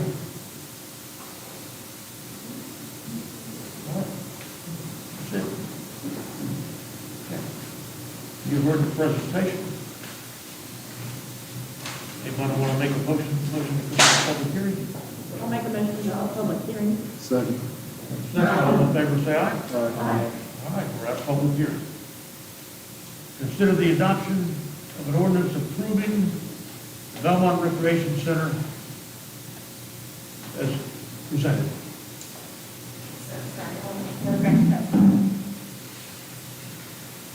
Does anyone anyone want to have any discussion for such a motion? I just want to say, I thank everyone from staff to CPL to Parks and Rec Board and the Planning Board that, this has been sort of a compressed time frame and trying to deal with things during the pandemic. And so everyone's done a lot of really hard work and put in a lot of effort to make this the best project that it can be for Belmont, and within that time frame, and put a lot of effort into it. So we all appreciate that, and it's going to be, I think, really great for the city. Great job. And so I'd make a motion to approve the project as presented with the conditions and relief requested set forth in the packet. I'll second. Second, all in favor, say aye. Aye. Motion carries. And I'll make a motion to find that this project is consistent with the goals of the comprehensive land use plan and other plans of various applicability.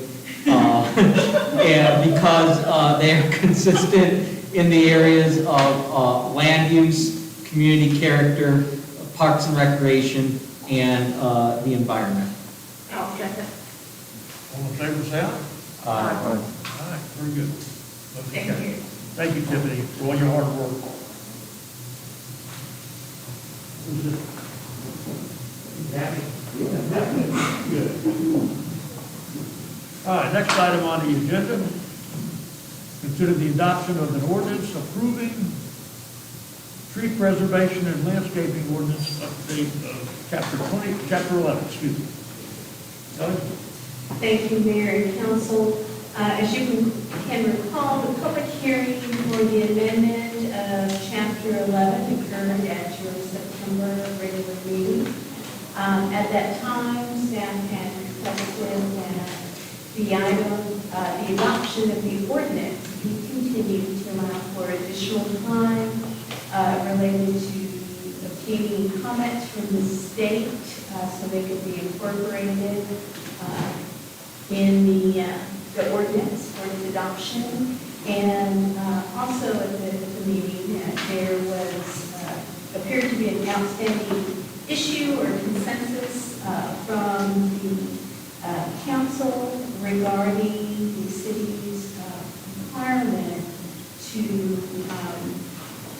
include or not exempt residential infill development from the heritage tree section of the draft. You may recall it was presented during the public hearing that the original draft presented to the planning board identified a list of exemptions that included residential infill. It was the planning board's recommendation that residential infill development be excluded from that exemption and be subject to trying to preserve heritage trees on the subject, within the subject draft, I'm sorry. And so in the draft that's presented, draft ordinance presented tonight, these sections that were modified per the planning board's recommendation are 11.1.2, 11.1.5, and 11.31E. This was the original list of exemptions proposed within the draft tree ordinance that exempt subdivisions by the state, change of use, no expansions, residential additions or upfits, non-residential expansions less than 25%, conventional rezone, and residential infills, which are new houses on existing lots. And there are some state law exemptions. All of these would be excluded from requirements of the tree protection ordinance. It would not grant any kind of exemption from landscaping requirements associated with development and maintenance. And this is just a brief overview of some of the concerns were related to legal implications, having to determine which infill lots may have already been subject to the previous tree ordinance or the existing tree ordinance. So before you tonight is a draft ordinance that still includes a list of exemptions except for the residential infill development. It does require an existing lot proposed for residential development on an individual lot would be subject to the heritage tree preservation and permitting requirements. So that is one outstanding issue. In making your decision tonight, so we have the one outstanding issue, you still need to find that the request is reasonable and consistent with Goal 7 of the Comprehensive Land Use Plan, because it strengthens and expands tree protection and landscape regulations to protect the natural environment of Belmont. This supports the city's efforts to preserve its critical public asset of tree canopy while working in partnership with the development community for sustainable growth. Of course, with any ordinance, the council can approve with modifications of the draft ordinance or disapprove the ordinance. Do we have any questions? Shelley? I have one. I know one of the other things we talked about at the last time this came up was the payment in lieu. And I think we had, if I'm remembering correctly, decided to align the payment in lieu process with what we do with, I think, the open space requirements where the city council. Oh, yes, absolutely. It has to be approved by city council. Right. Yes. We will ensure that that is specifically called out in there as approved by city council. You are correct. Okay. Yeah, because Thank I you. just saw it still says planning director. So just wanted to Thank double you. check that. Yes, I will correct that right now. My apologies. Any other questions? I sent this to you, and I don't know what your determination was, but it seemed like the Forest Service or whoever provided the comments had inserted a sentence in section 11.3.2C that didn't make any sense with the rest of the provision. Well, based on the direction of the state and why they wanted that specifically there, we kept it there. All right. Very well. Because that was pretty specific from the Okay. state, yes. All right. Well, I guess they knew better. We'll be glad to put it in another section as well. Warranted. That's fine, it can stay there. I know Richard and I know Richard spoke about it at the last meeting, and I agree with him. I guess the issue for our determination is whether we want to include the planning board's recommendation regarding not exempting infill residential development. And I know, Richard, you had qualms about that, and I agree with you, so I don't know how you feel about it. If you still feel the same way, and how the rest of the council feels. Yeah, I mean, my position hasn't changed on that. I feel like it's a little bit of overreach for a heritage tree on my lot to keep me from putting my house where I want it. I don't want to have to go through any process to have council or staff give their blessing to me building dead center of my lot, if that's where I want to put it, and potentially not be permitted if I'm not willing to put it in a corner of my lot to protect that one tree. I think that is kind of onerous and kind of overreach. I think, when all this came about, the goal was, I think, in theory, to protect the canopy from major developments, hundreds of acres, not really to penalize the single homeowner or put him through a, same level of of scrutiny that you would a major development. I haven't seen anything that's changed my view on that. I mean, my preference would be to strike that.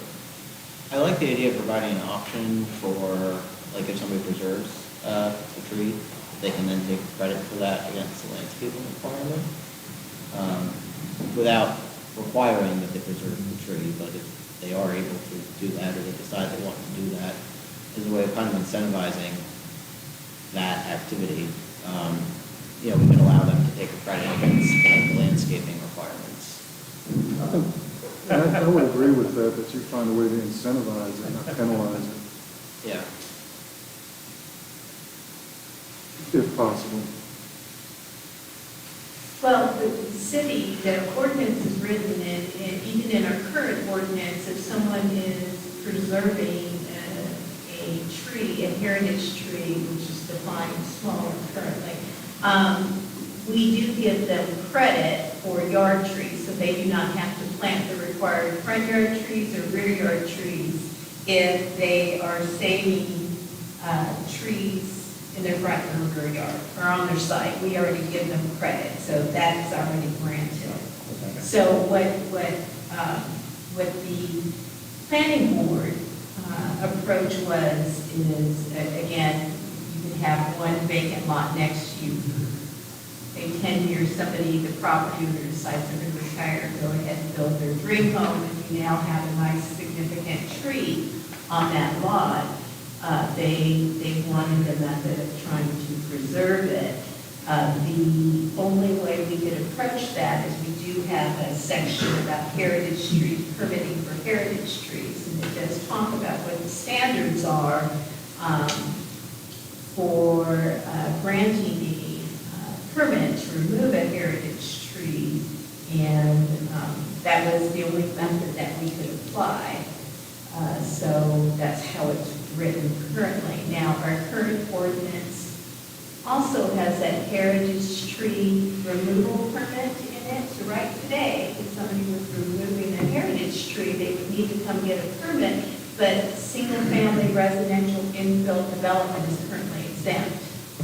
So in our current ordinance, the same type of development is the individual property owner wanting to develop on their property is exempt. So the heritage tree permit section is not new, it's just how it's being applied, and the exemption list has changed, or is being proposed to be changed. Monica? I'm fine. My only question is, if we were to strike that, should we still keep the definition of residential infill? No, we would propose to modify these three sections, Okay. which is 11.1.2, which is the definition for residential infill, 11.1.5, which we would add that the residential infill development is an exemption, modify that, and 11.3.1B. We would modify these three sections if we choose to put residential infill back on the exemption column. Well, I would move to approve. Did you have a question? No, I was just saying, for purposes of voting, unless we do that, I can support this ordinance. So in my notes right now, besides this one issue, I have also for your comments is to modify 11.3.5, which is off-site tree save area calculation method A, which is payment in lieu. Section 2, it currently reads, all requests for payment in lieu are subject to consent review and approval of the city council. Right. Change that, so I have that as one change. I would move to approve the tree ordinance with the following changes. One, modify 11.3.5A2 so that payment in lieu must be approved by city council. 2, strike the definition of residential infill from section 11.1.2. 3, add residential infill development back to the items that are exempted in section 11.1.5, and 4, strike section 11.3.1E. All in favor of that motion? We need a second. I'll second. Need a second? Martha seconded, okay, all in favor? Okay, motion carries. Thank you, Shelley. Thank you. I'll still need a, Yes. There's no plan of three, right? I would move to find that the new tree ordinance is consistent with goal number 7 of the comprehensive land use plan environment, because it strengthens and expands tree protection and landscape regulations to protect the natural environment of Belmont and supports the city's efforts to preserve its critical public asset of tree canopy while working in partnership with the development community for sustainable growth. And I'm happy to second that. And also I'll add that I did not want a 21,000-pound tree falling on anybody else's house. So what we're doing and making sure that it doesn't affect individual property owners, good. So I'll second it. All in favor, say aye. Very good, motion carries. Thank you, Sean. Thank you, Shelley. Next item on the agenda is. Mayor, before we go to that, I do want to thank the staff for all your work on that. Yeah, This is something that Councilman Turner brought up at, I think, the 2019 retreat, maybe 2018 retreat. And so we've been having this discussion for over 2 years, and we had a lot of public involvement. As Shelley mentioned last month, we got a grant to help us hire consultants to make sure that what we did is scientifically proven and best practices. So this is not just tweaking an ordinance. This is heavy lift. So I appreciate all your work. and I just want to add, we had a lot of public volunteers helping the steering committee that they had multiple meetings, planning board, environmental sustainability board, so we had a lot of volunteers helping us with that. Well, again, we're very blessed to have these people on our staff. They do a great job. Great job. All right. Next item on the agenda is consider the agreement with Norfolk Southern, a request to enter into an agreement with Norfolk Southern for railroad crossing within the proposed River Development subdivision. What the birthday boy? All right. How about my colleague Rory? Michelle, will you come up? So we're going to pull the tag team on this. Thank you for being here tonight, Rory. I appreciate the opportunity. Y'all seen, Roy's been before you before. Yeah. This is on the River project, and you recall you granted approval of an extension last December. We had already were able to build an 86-lot residential subdivision in the area between Bellwood and Bowman Drive. Yeah. And they needed, in order to get the 12 additional riverfront lots and the waterfront open space, they needed an agreement with the railroad for a crossing. And boy, you really have to stay with it with the railroad. They're really difficult to do. It's been a year. We followed their progress, and they have worked tirelessly on this.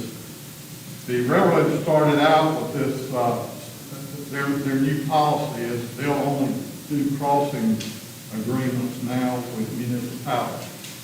So they weren't able to get a contract between the railroad and them. They're required to be in the city. First one they sent us, I told you I had a problem with it because they had all this extensive indemnity language in it.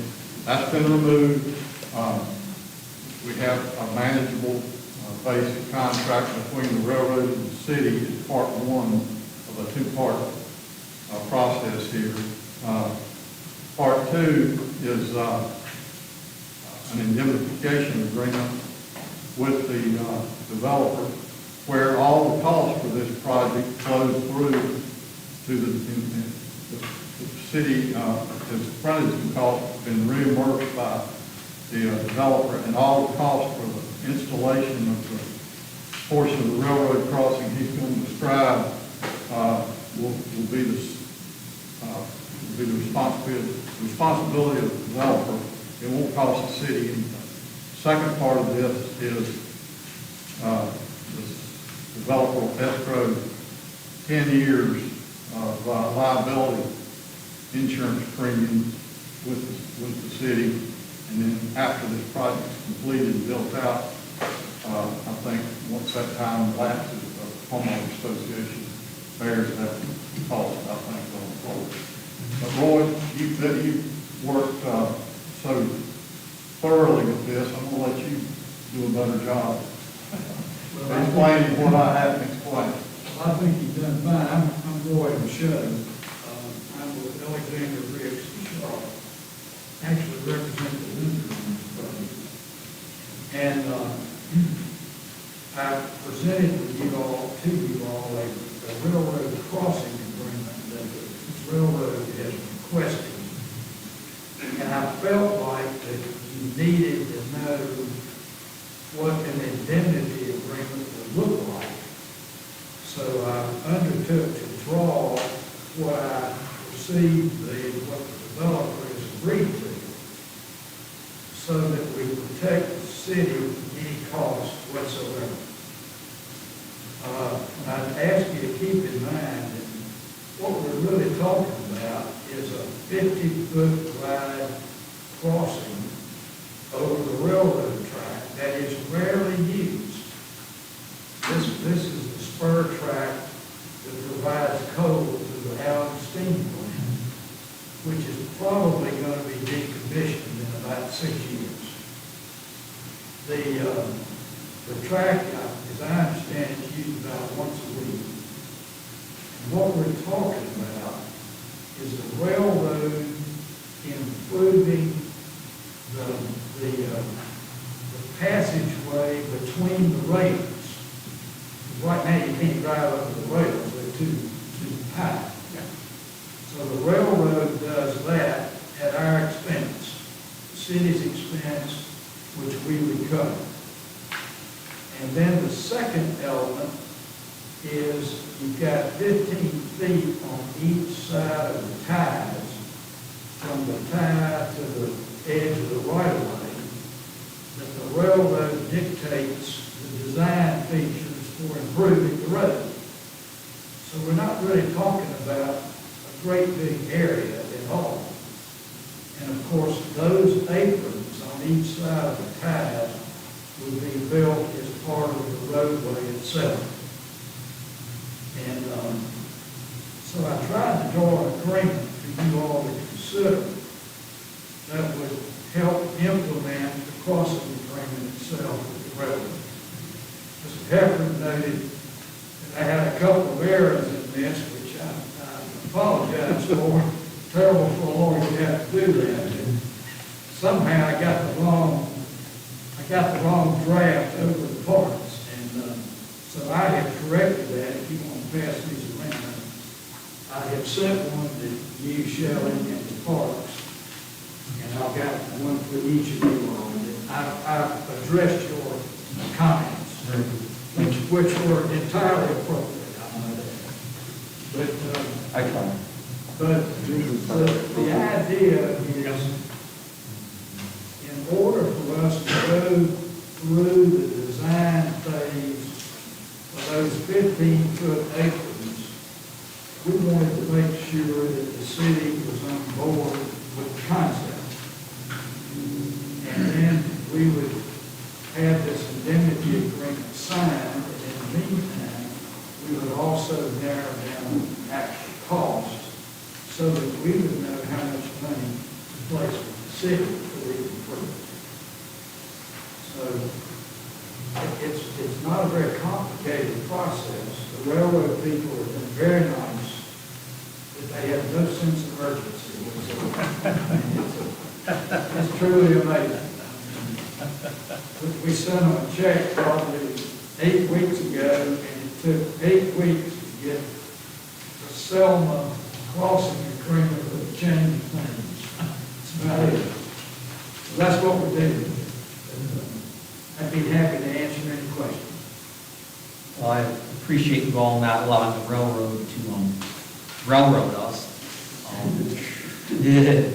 But I did have a couple having seen the crossing agreement, and feel free to correct if I'm wrong, but I think in 2A, the reference to paragraph 3 of the crossing agreement should be to paragraph 2 of the crossing agreement. And let me back up. I'm looking at the.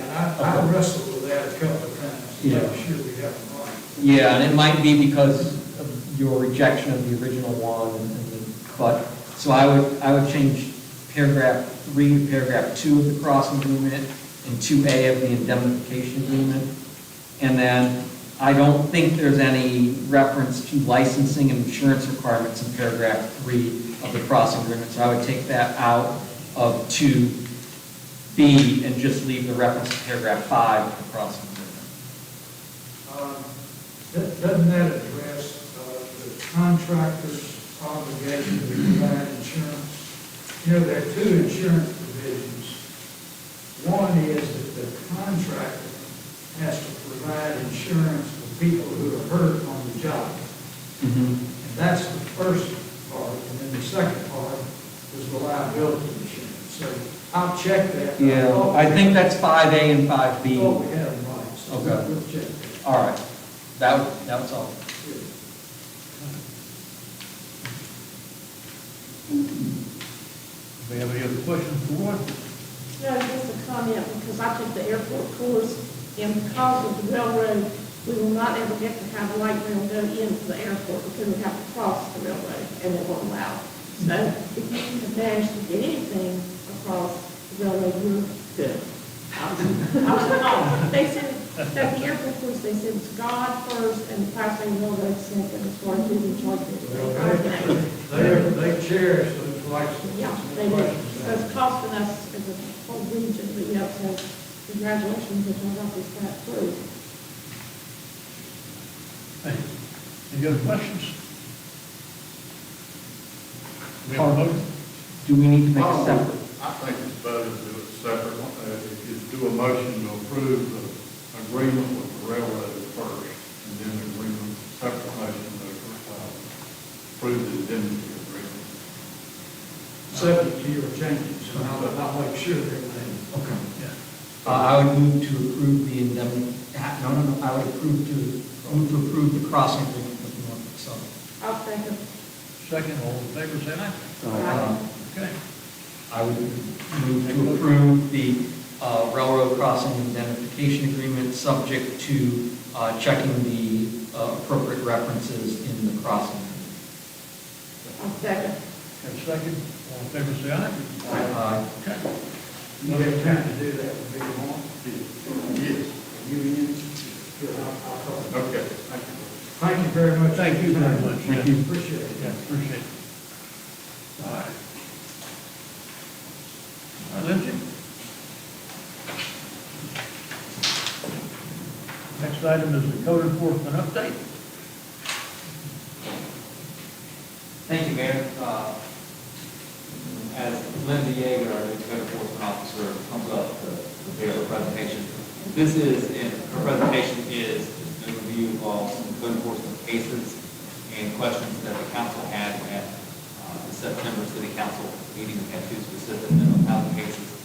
And then I went through other business. There were several specific code enforcement questions that several council members had. So we have asked Lindsay to give you a brief update on the status of those various questions, where she stands, whether or not these are, in fact, violations of the ordinance, and if they are, where she stands on enforcing the ordinance. So, turn it over to the brand new code enforcement officer.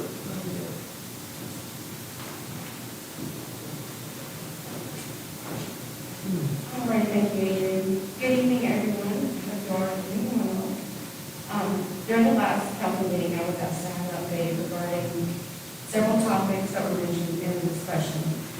So tonight, I will be giving you just a quick update on each item. This is a quick glance of everything that I'll be covering here. Okay, so the first one was 13 Poplar Street, the issue with the Rezone shrubbery. We did an inspection on the exterior of the home. We found that there were no code violations per chapter 29 or 92 of code ordinances. However, the homeowner did agree to clean up like trimming trees and bushes, just the front of the property by November 1st.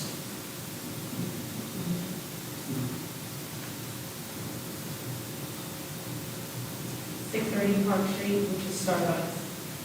The issue was the landscaping, the line around the drive-through. The property is known as a highway commercial and conditional district. So that means that the drive-through can actually have a type A or type B buffer around the drive-through. And the existing buffer complies with the requirements under the type A buffer. So there are technically no code violations found against that.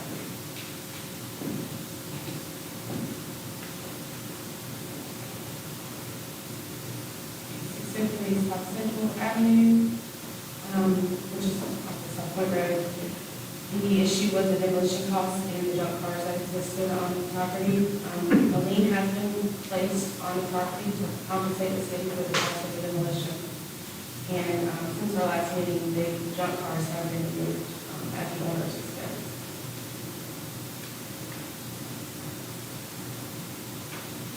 The Limestone Drive, the embankment at Riverside Flats. The vegetation can be maintained along the river as long as it complies with the Tahoe River riparian regulations. Majority of the grass that we saw on the property was under the required 12 inches. There was a little bit more on the slope side. So I spoke with the manager of the Riverside Flats, Julie Williams, and requested that the grass on the hill be cut and then just clean up the area a little bit. And she stated that the landscaper will be out until 10/8. So I'll be following up with that as they get back. Hey, and if I could add, that's supposed to be a trail, so it's not just the code violation or whatever there was. So if you could check this on Shelley and see if that's still not on the trail, because they are, in other words, it's a different level that they should be coming up with. And I don't know whether we have any way to enforce it, but we need to at least look at it. But thank you.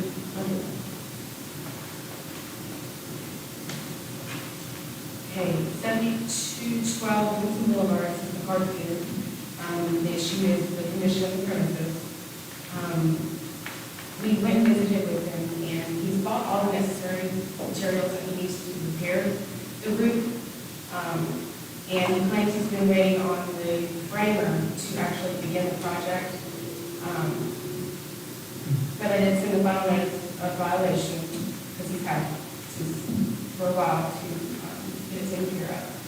And he has until the 12th to comply with the minimum standards for non-residential buildings and premises business.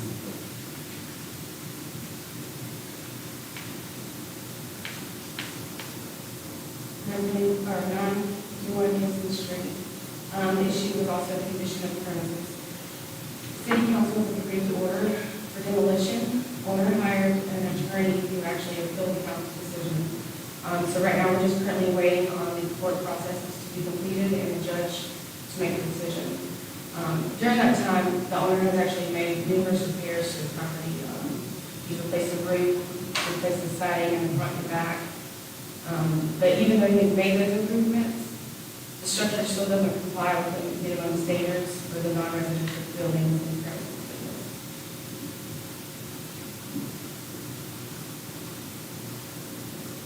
Into the home at the corner of Central Avenue, River Avenue.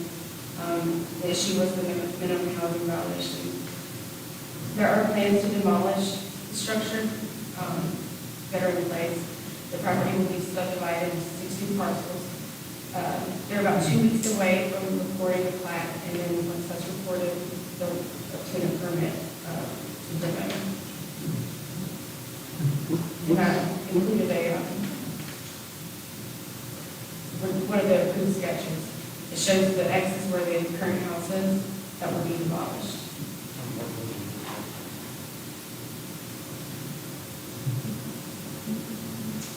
Rory Avenue. This one was presented last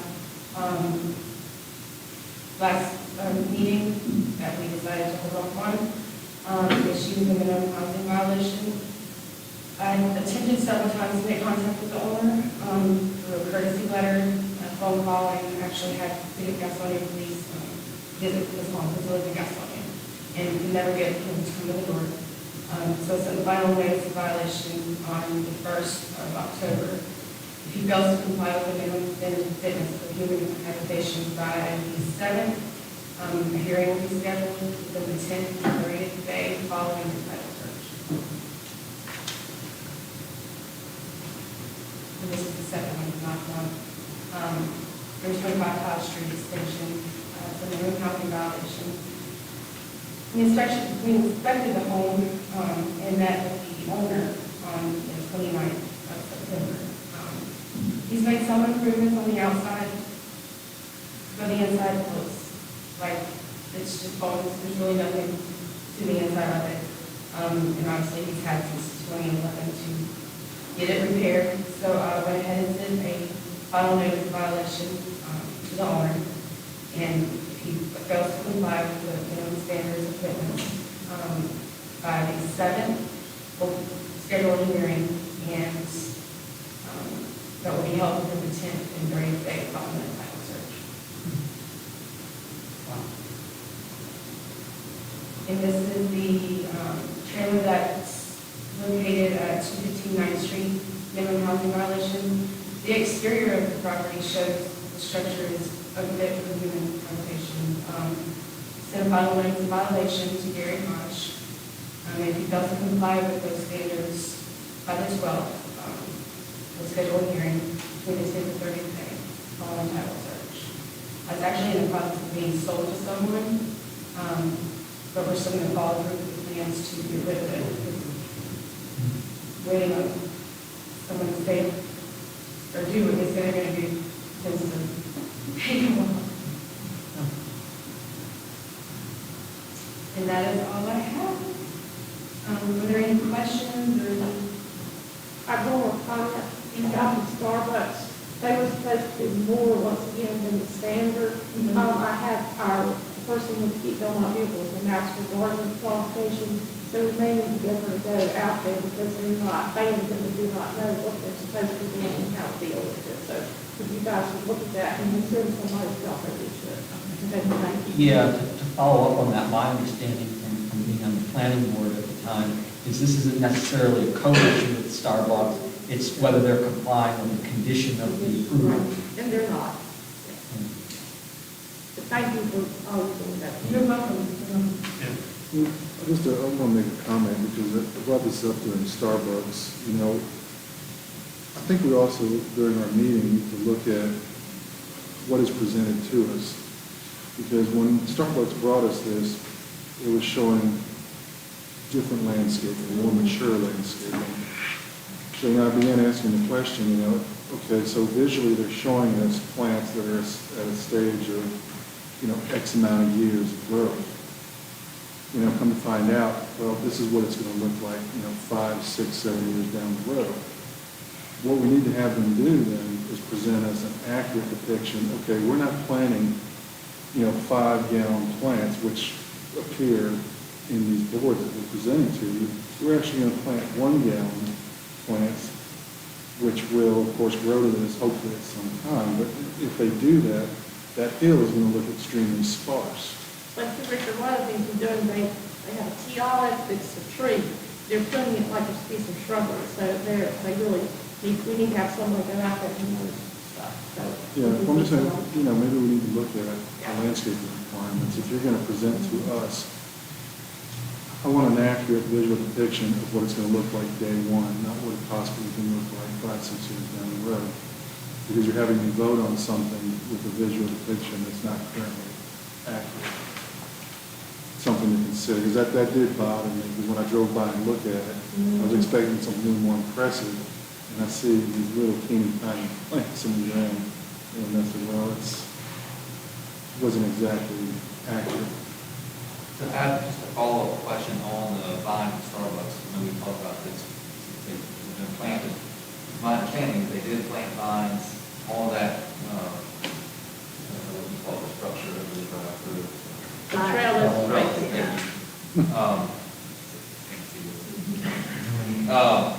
So they did plant the vines. Was it the issue they planted the wrong species of vines? Well, if they planted what they should have, it should be covered by now. right? And so they have not replaced some of the landscaping that is died. Susan Wall basically is very capable, and so I had to go out and check it. So we just need to have somebody go and say, okay, this is what needs to happen, and then we need to send them that information. Okay, so the only thing I'm going to ask that is, so the original plan that was approved was an open trellis with, they showed a lot more lines on the design. Well, during the construction and the plans, they found that the open trellis, which is the vines, did not deflect, the workers could not hear. So Starbucks corporate said, no, we need to beef up the trellis. So they added that panel that looks like, it's just more of a solid panel, right? Then they added some shrubs that's supposed to grow up.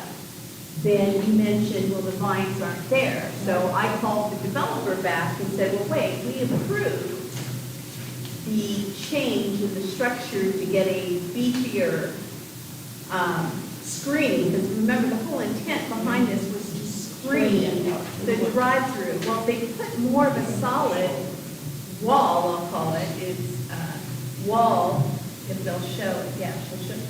So they beefed up the screening, they added the shrubs below because there was a big gap, and said, now I don't want the gap. But they didn't say they weren't going to plant the vines. As you can see from the top, the developer did go back and plant some vines, which are now growing. Now they're growing up the back and they're starting to come over to the front. So they did plant the vines. They're just not mature yet. They're starting to come in. We can ask them to plant more vines, but they actually beefed up the overall trellis. They exceeded the barrier than what was originally approved, except for the vines. Well, I don't want to belabor the point, but we just need to send somebody to tell them what to do, because they obviously do not know. Okay, so you just want to see more vines? Yeah, because that's, Okay. if you're going to do it, it goes this way, then go that way. Okay. And then to Councilman Turner's question about the size of plants when planted versus what represented on the rezoning pictures, I mean, certainly, if you had mentioned that you want to talk about some development standards, I would say that that's something we can add to that. And obviously, plants grow, and it's just a matter of what size we want to require when it's planted. And then obviously, it needs to be maintained, because you're right. I mean, you always see the pretty, you know, the picture of the hamburger colors you see in the lettuce on the spring, and when you get it, it doesn't look like what you just ordered. Yeah. So we want to make sure that what we're getting is what we've ordered. So we may need to change the code on that. Well, just to build on that, I think Dan Hartley brought this up at the planning and zoning meeting. He was involved with the city of Charlotte in some way. And, you know, what he caught was something that was, you know, I heard said tonight about the rec center, whatever. This is probably what it's going to look like. In the city of Charlotte, he caught that. He said, well, what do you mean? I can't remember which project it was, that this is a rendering of what it might look like. By the time it gets P&Z in Charlotte, you have a finalized project that you're voting on. It's not, you know, subject to change or variations or deviations. This is the project that you will get that you vote on tonight. Because sometimes I feel like we're voting on projects.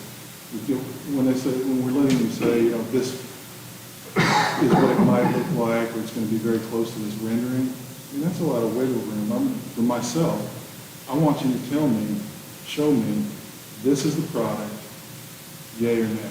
Now, this is kind of the product, yay or nay. So maybe we need to incorporate that into our discussion. I mean, I'm slightly uncomfortable with that process. I mean, I don't want to box them in and be too overbearing on them, but when we're voting on approving things, I just feel like I need to know exactly what it's going to look like, because Belmont Reserve was a prime case in point. You know, I mean, Charlie Flowers on the council said we got hoodwinked on that one, because in the fine print, the picture showed all the things that were going to be done. If you remember, in the fine print, it said at least 3 of these design elements will be included. You know, and if you read that fine print, you're looking at this beautiful rendering of, man, that is impressive.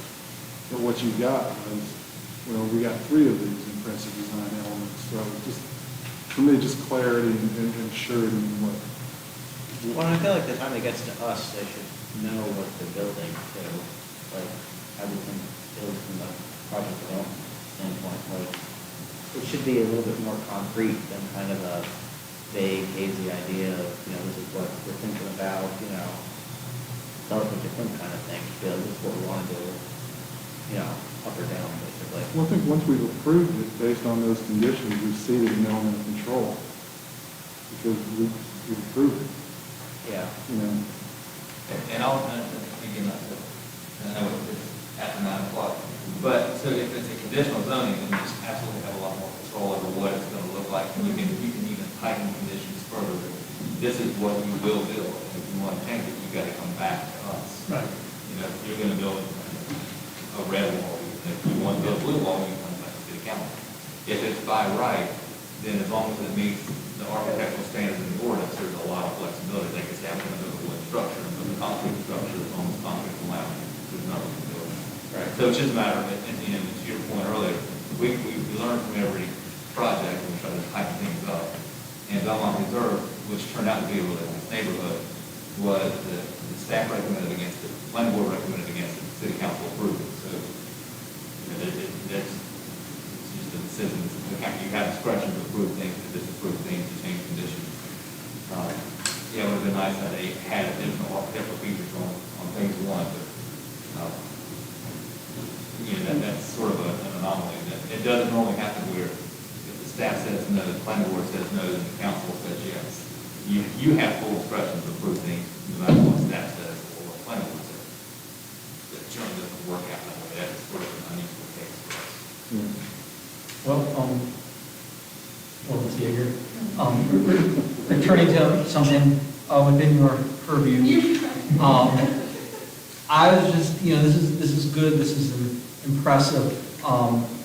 We seem to be becoming more proactive, and so one thing that was on my mind, and maybe Chief Hawkins can answer this, because I know we had our discussion, and you raised this, Richard, with the situation on, was it Childers Street, with the fire? Yeah, and was that something that, would we have been able to prevent it by being more proactive? Because I think there was potentially a code violation there, or, because it's one thing, I don't think like Morning Glory or Todd Street 325 are inhabited, but, when somebody's in there, it's just, and I know Richard made that point, I think, on the My understanding is that's the house that caught on fire 2 weeks ago or so, and I don't believe that the water service has been disconnected and the electrical service has been disconnected, so it should not have been inhabited, but somehow there was a person in there. It's my understanding, but we can get you information on that specific. It's foreclosure is what it is. The bank here, because COVID had went out and done liquidations. The back next door behind that is Grandpa owns the house. Grandpa went to the rest home, and his wife went to live with her sister. And then we had siblings that took over, and then it went in foreclosure. So the first fire we had there, with the outdoor fire that we investigated, Grandma was still there. So that's just been months. So it's not something that's been there real long. Yeah, I'd just like to get clarification. You said, do we have? Yeah, I just. Prevented it, what way? I don't know. That's why I'm asking. I don't know that we had a code violation reported to us prior to that, unless. I don't know, I thought I had seen. That's what I'm going to know if we missed something. That's what we're trying to do. There appears to have been some code violations now. Yeah. We do not have an active case. I see. So with minimum housing, because of the importance of housing, we don't just go out and look at it and say, well, if your window's cracked, we're going to come in and do an inspection, or if your paint's chipping. So it has to be either self-reported, which is junk from the tenant, and the landlord will fix this, we get a lot of that. Or there's a petition that I think 5 neighbors, different neighbors have to sign, whatever. It's 5. 5, okay. So there's a process, so if 5 of my neighbors complain about my house, they sign it and they send it to Lindsay, and then she starts the middle housing process. But you can't just drive by and say, well, that one looks bad, that one's fine, that one looks bad, that one's fine. So we depend on that process, either the neighbors or the occupant, to let us know that there's a violation. Now, if she sees something like when you saw pictures up here, then she can start the process. If it's very clear this is vacant, this is a safety hazard, then she can start the process to find out if it's inhabited or not, and if it's in violation or not. And she can do an outside inspection, and if she needs to get inside, she'll ask for permission. If she can't get permission, she can go to the administrator, so it's all right. I think what was driving my question in the text was, were the violations, I guess, were discovered because of the fire within the house. Now, were the violations simply no water and no power, or were there other violations, like the place was falling apart? Because what I was driving at, is like, and I thought it was an elderly woman living in the home. I don't necessarily want to drive somebody out of their home because they fell on hard times, because everybody, well, not everybody, but a lot of people had their water and power cut off. So I was basically trying to find out, in addition to that, were there structural or other violations, or once we got in the house and discovered there was no water and fire, were those violations? Fire chief, you were in the house. There was a lot going on that day. That would have made it a violation. But I don't think it's normal. The house is structurally sound. So it's going to be a very big property. Go back on the back book, so this is quick and full after, but somehow or another, there was the victim that we met there took care of the house on the inside that day because of impairment. That's the question I was asking you. Was there something that, as far as the violations, I don't know of any violations, code enforcement violations that was reported to us. Now, there's been some other stuff that was reported to us, law violations, but there's a, I think it was just some confusion on my part, that I think there was some reference to, there appeared to be code violations, and that's where I got the question from.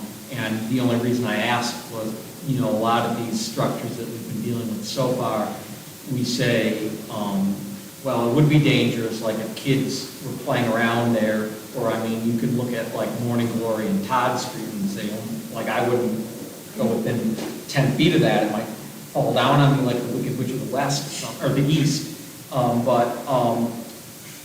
This one just caught my, because there was somebody in it, I was like, well, gee, that's kind of scary. And so that's what sort of prompted the question. And I apologize for some confusion on my part regarding that, but that's what made me curious. Because obviously we want to, it's one thing, when some of these cases, Morning Glory and Todd were going on from like 2011, but like when they're, as a result of these conditions, maybe somebody's actually like in peril, that just makes me nervous. Yeah, it's a difficult position, and that's something that I really ask the council to be patient with. We get asked all the time, why do you want to do something with a house that's falling in and inside, and you don't even just go in there and look at it, and that's just not really something you can do. There's a lot more to it than that. Due process. Yes, and then, I said, well, if you just want us to come to your house, but someone says you're doing something, and people don't like that idea when it's going to be on. So we get some of those complaints, but I was just one of those particular ones, because I don't know actual code complaints that was there. So All right, and I think I was confused with that. Yeah, and I didn't even see those pictures that I stepped out, the board, the city did. So we've got a policy, if we engage at a structure. Okay.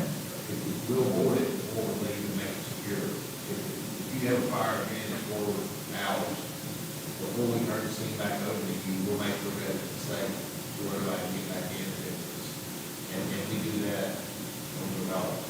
And Chief, I do think that was something confused. I think some people saw that before us, so, well, why was people living in Fort Us? I was like, no, the fire department did that after department, so, yeah. Provide that service to any citizen, not get confused.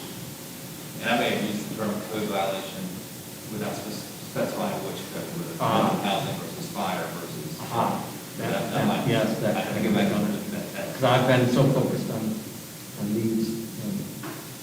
Lindsay, I appreciate your reference. I have one question. For the property on Rezone Street, do we have any idea like how long it'll take the judicial process to run on that? Not right now. We have a hearing the 25th or 26th of October. We'll know more then. Okay. Are you going to need anything from us regarding that hearing? Meaning, Like evidence, testimony? I mean, no. Okay. Just a review of the record of what we received. All right. Thank you.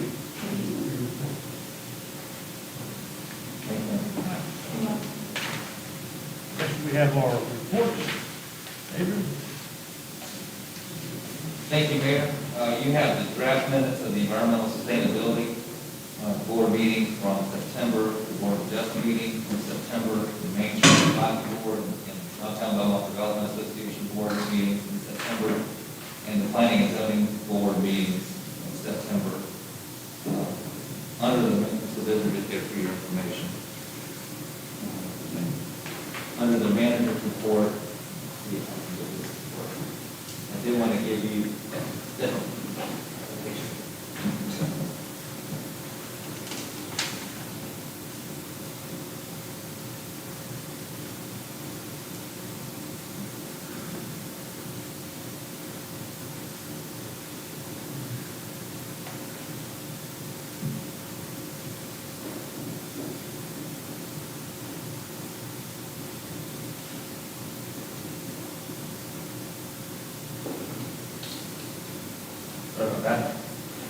So you'll have a workshop that's currently scheduled with the Environmental Sustainability Board on October the 19th at 4 o'clock.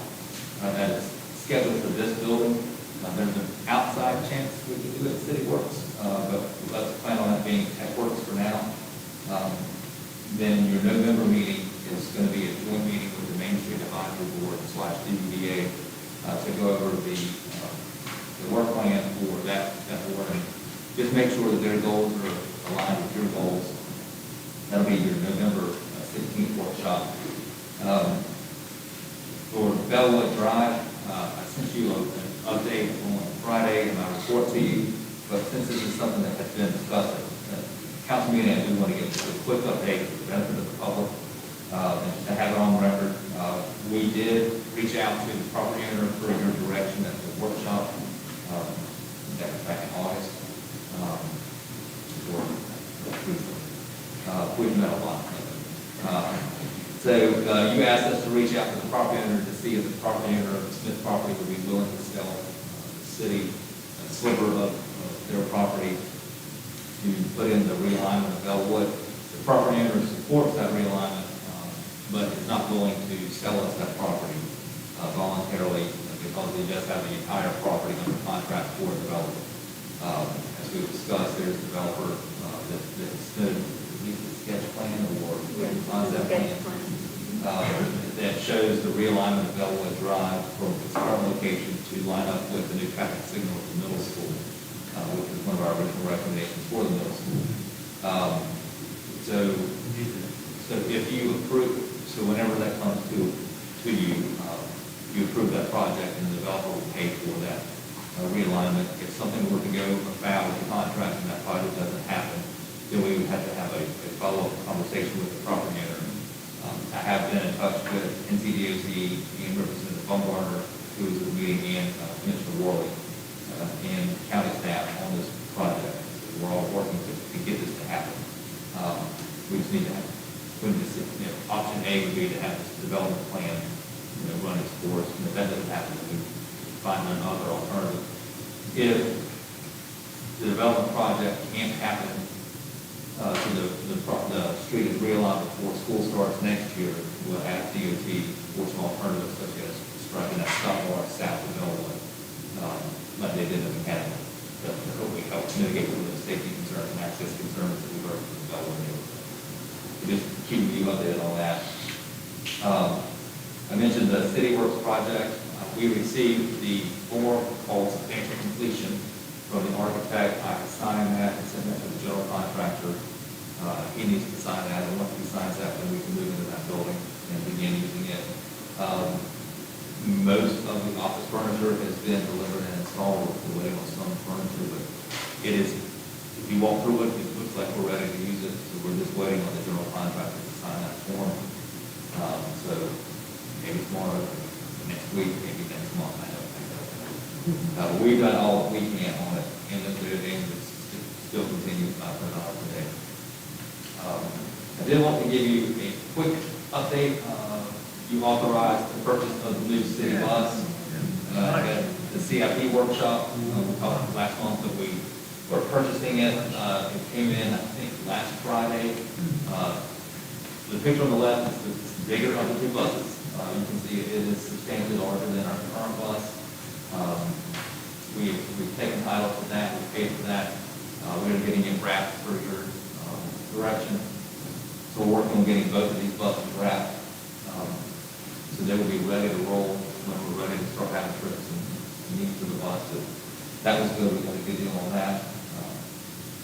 You may have noticed this utility box at the corner of 6th Street and Top Street has been wrapped. This was a project that the Main Street Board, DBDA, came to you with, I think, right at a year ago.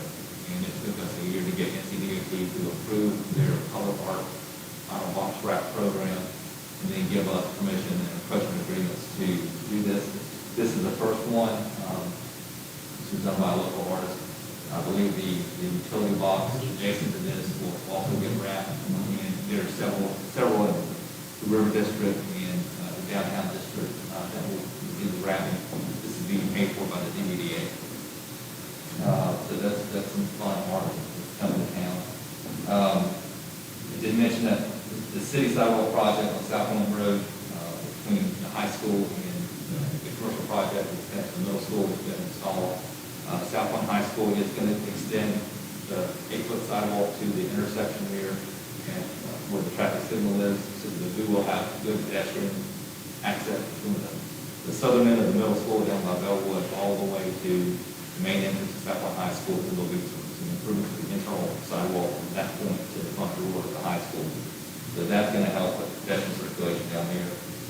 As I'm sure you've seen, the sidewalk replacement and improvement project on South Main Street between Oak Street and Eagle Road, and then we report Dogwood is under construction. We're doing sections at a time.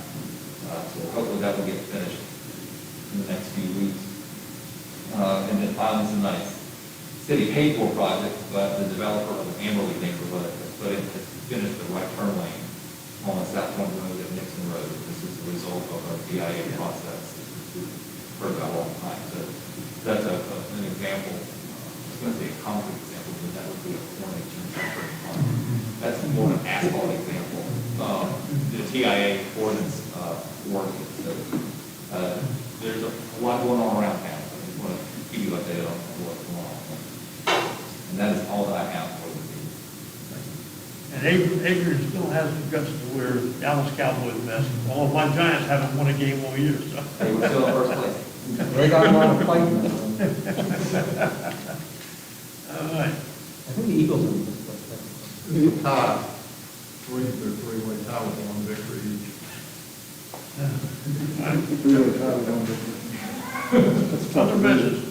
Richard, we'll start out with you. Okay, Adrian, I was writing while you were talking, so if you address this, I may have missed it. Martha asked at a work session of Ronnie Worley how much, if any, of that $1 million was available. I was talking to Ronnie today on another matter that did touch on that, to see if he had found anything out. And I think he said he spoke with people at the school, talked to the finance director, I guess, and that they were going to put them in contact with you, they were supposed to reach out to you. If they haven't done that, when they do, can you update us because I know we were talking about that as a possible option as well, bring that into alignment, or Yes. to do something with it. Ronnie did say it seems tough to pull information out of them, especially finances. So good luck with that. I was absent from the meeting regarding the development of town. I actually had a couple of contractors who I couldn't reschedule for the roof and the kitchen, and I felt like I had to be there because I knew what needed to be asked. And although I told Maria, I just wanted to make sure they got asked. So, apologies for missing that, but I did listen to it online, talked to some of the council folks.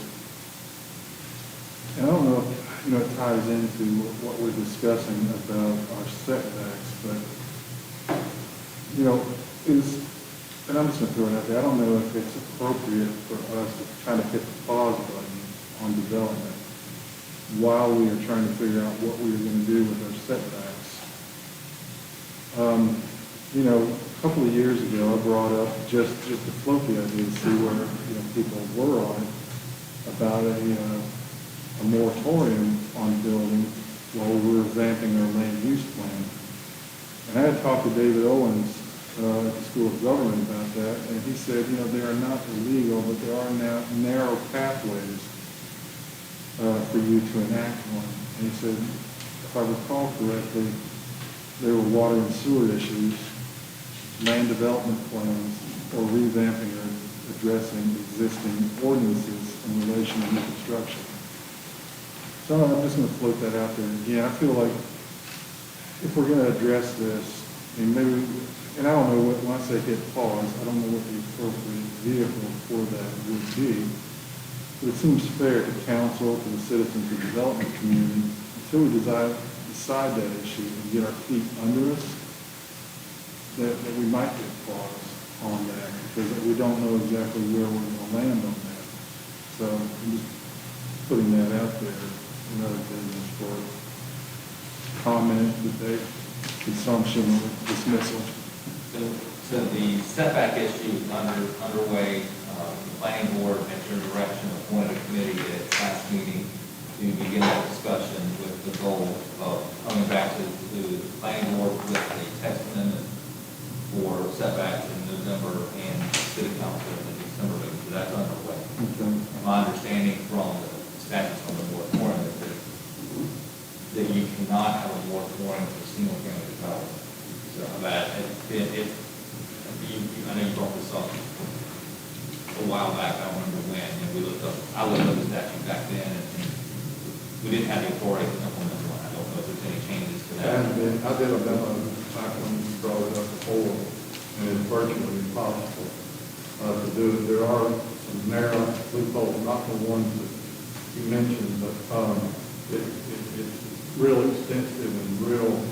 I can go back and dig up that memorandum and recirculate it so you can refresh yourself about it. It came out of there. It came out of David's book and the general statute. Okay, well, I'm fine with that. I trust your opinion on it, but I didn't know if there was any desire for discussion on that, or if it was plausible or possible. It certainly doesn't take a little bit, and I think Councilman is going to bring that up, but so desire to discuss that is certainly something that you can do.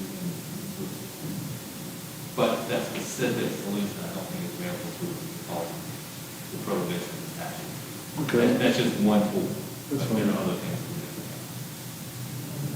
That's all. Jim? Just a couple of things. You might need to present to us, maybe at the workshop, another ordinance to allow the sale of alcoholic Thursday night pops. If I remember, the original ordinance is for 4 weeks, but the first week got postponed and moved to the end. So I don't think there's an ordinance that would allow alcohol sales for that date as it stands. So obviously, we like to keep things all nice and legal, so we might want to put that on our radar. I know Martha's going to address this, and Richard already has brought this up, so I'll weigh in with some of my thoughts on these development issues. we've asked a lot, we've had a lot of different workshops, and I think these workshops are good ideas for us to sort of, throw some ideas around and this is what we're thinking, and have staff come back and produce things in line with our vision. But, we've done a lot of different development issues in these workshops. We only have so much time, so one month they're this, 1 month they're that. We've done setbacks, we've done affordable housing, how are we going to treat major subdivisions, density, a number of different things, and I feel like staff sometimes thinks they're going in a bunch of different directions, and so I'd like to see us, as you said, by the end of the year, we're coming up with these, what we want to do about setbacks, but whether it's like I'm assuming we're having a retreat in January, whether it's at the retreat, I'd like to see us, as we sort of get feedback from staff and some of these initiatives, we've asked them to go out and, come back with a policy on this, like form some sort of vision. All right, we've got these different pieces, but now what do we want to do with it? And it sounds like, and I don't think I'm going to, for the various legal reasons, I don't think I'm going to go quite so far as to say pause or a moratorium.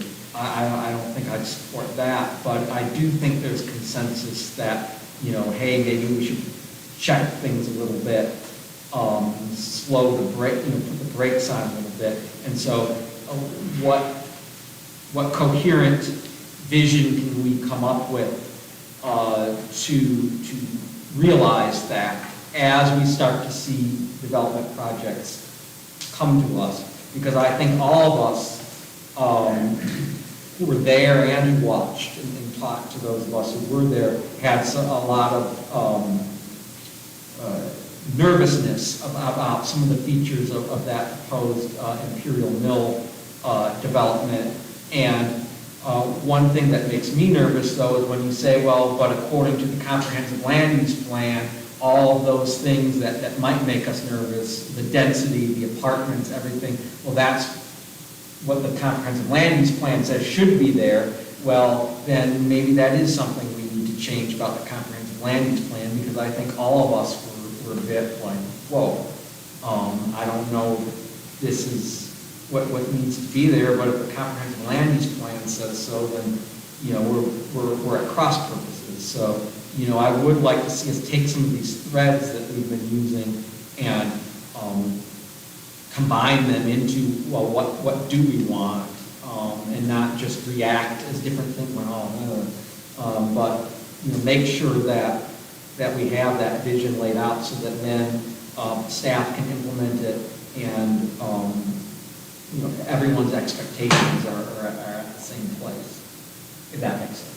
It does, and I think this is a good time to do that, because we do have several large projects coming at us. Low density, various suburban projects from the peninsula, and then high density, more small town urban projects in the center city, all of which conceptually are called for and are consistent with the comprehensive land use plan that the council unanimously updated in 2018 after a year and a half, 2-year process of public input. So when the plan says this is what we want, this is where we want it, and we start to get that, what we said we wanted and where we said we wanted it, and then you look at that's your big picture guy vision, and you look at the ordinances and pretty close to what the ordinances say, then shame on us for getting what we asked for and planning for. Now, if our vision has changed in the last 2 years, then it's time to update. Normally you update your comprehensive plan every 5 to 10 years. It may be that we need to do kind of check it now 2.5 years. We do have a new council, and we also, as just alluded to, the plan is intended to be updated and modified. So maybe that, I just don't want to be in a position where there might be something that comes before us that I'm uncomfortable with, and then we look at the plan and, well, it's consistent with the plan, and if that's one of the things we're called on to decide, then where does that leave us? Right, yeah, right. And so just so that you all feel somewhat better, we're not the only town dealing with this. So most of the towns within 15, 20 miles of uptown Charlotte are dealing with those kind of first ring suburban towns. If you want to, Davidson's having this discussion, we've been having it for the last year and a half, 2 years. It's a very intentional process. And I would encourage you to follow what they're doing. They're having these conversations, and they haven't come up with the answer we hope about the conditional zoning, planning area, and that may or may not be right for them. So they're trying to figure this out as well. Oh, I don't know, for better or worse, the people of this city entrusted us Yes. with coming up with those ideas. So we're analyzing what we're having, but also looking at kind of what our neighbors are doing. In short of moving Belmont 75 miles to the west or northwest, there's nothing we can really do to stop growth because we are in one of the fastest growing markets in the country. We can't, and people have property rights. Well, that's why I say I'm not in favor of a moratorium, Right. but I think there are, things we can do. But I think your point is taken, and I don't want to get ahead of you, Councilwoman Stowe. That's all right, I'll have my say, I'm not. But I think all of these are good issues that we need to discuss, because to your point, we have new council. So it's time to look, it may be time, because of the development cycles, that we can't wait 5 years, we need to do it in 2 years. To make, what I want to do is make sure that when we get projects to come in, Shelley checks, is it consistent with the plan, is it somewhat consistent, or can it get consistent with the ordinance when we bring it to you? Well, if you have no interest in that project, for whatever reason, I don't want to waste that time doing it, certainly don't want to waste your time doing it, don't want to waste the developer's time and money working on a project, like you heard the hospital, mine has been working with them for over a year. So, I mean, things don't just come to you quickly, so I don't want to spend all that front end time on something cheap. I wish you would have asked me a year ago, but just told me no. So we want to try to improve our processes, which we've had the discussion of process. Trying to get developers of big projects to come to you is to kind of present what we have with the interior middle, like you did with the tour of the Del Webb community, so that you can get a chance at the front end to provide some info, kind of give the feedback to the project team. But also, the next step is making sure that your vision and your plan is what you're comfortable with. And then if we need to change it, because you're not comfortable with it anymore, then we need to change it. And then whatever ordinance needs to be updated, update those. Because we've all said this before, we're in a catbird seat in terms of development. So we're going to get development. It's just a matter of what kind we want, where we want it. If it's something that we're going to be proud of, the fact that you don't have the council 10 years ago, man, they really missed this. So, 10 years from now, so we want to make sure that if you're making decisions with the best plans and the best ordinances that you have. So it's a busy time. Shell's going to get mad at me for assigning more work. But we're going to, so there's going to be a point where we're going to need more help. But this is the time. And that's what you said in one of your previous weekly updates, and I'm not, I'll say it, like I think to do it at the front end for the exact reasons, let's do that. I'm going to stake that out because I'd rather do that than go a year down the road and have everyone put time and effort into something and then, say, well, no, not really. When I think everyone was kind of like, had some qualms about some of the things that they were presented with that piece of development. Absolutely. And I'm assuming that everyone shares those. Yeah. Thank you, Chairman. I just want to thank everybody for the professionalism they showed tonight. I appreciate you tremendously. Good approach. Thank you. Martha?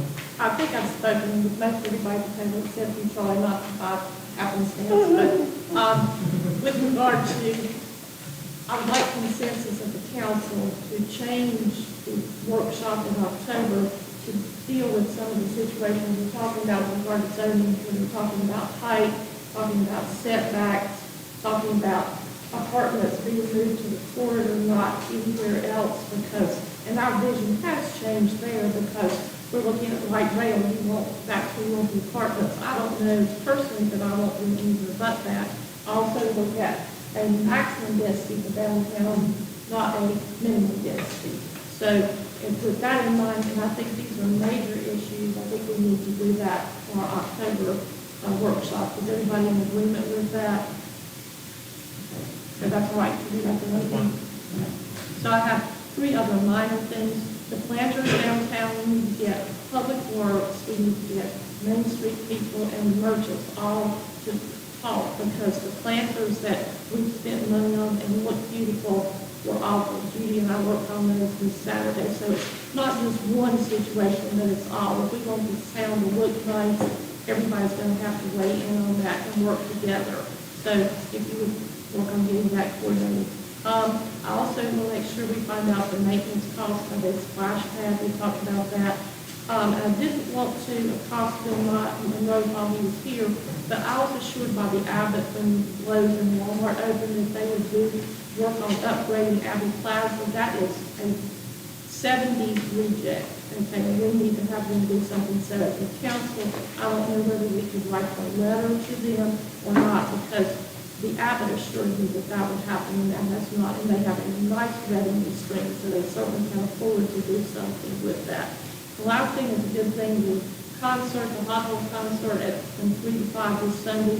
I don't know, I hope the weather's warm so people will come, because it's a benefit for the skateboard park. So if you please help us spread the word about that.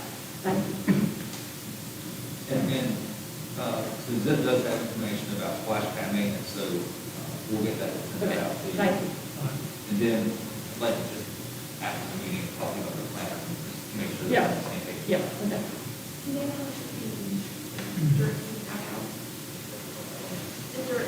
No, that's not the problem. Okay. They let the stuff die. Okay, yeah. That's what I- Roger, it should be still Yeah, living. Roger Edwards, part of it is a soil issue.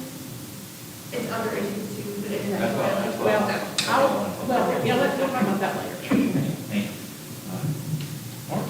Yeah, we'll just echo most of what's already been said about thinking about development. Don't beat that drum too much. I think everything that needs to be said has been said. Just one small thing. I know Jim and I had worked earlier in the year on developing some rules and procedures. I definitely think what Mark and the others were talking about as far as development is probably more important, but whenever we had an opportunity to kind of slip that in somewhere, probably a good idea to do that before I forget. So, that's it. Thank you. Anybody want to make a motion to adjourn? I'll make a motion to adjourn. Adjourn, second? Who's the second?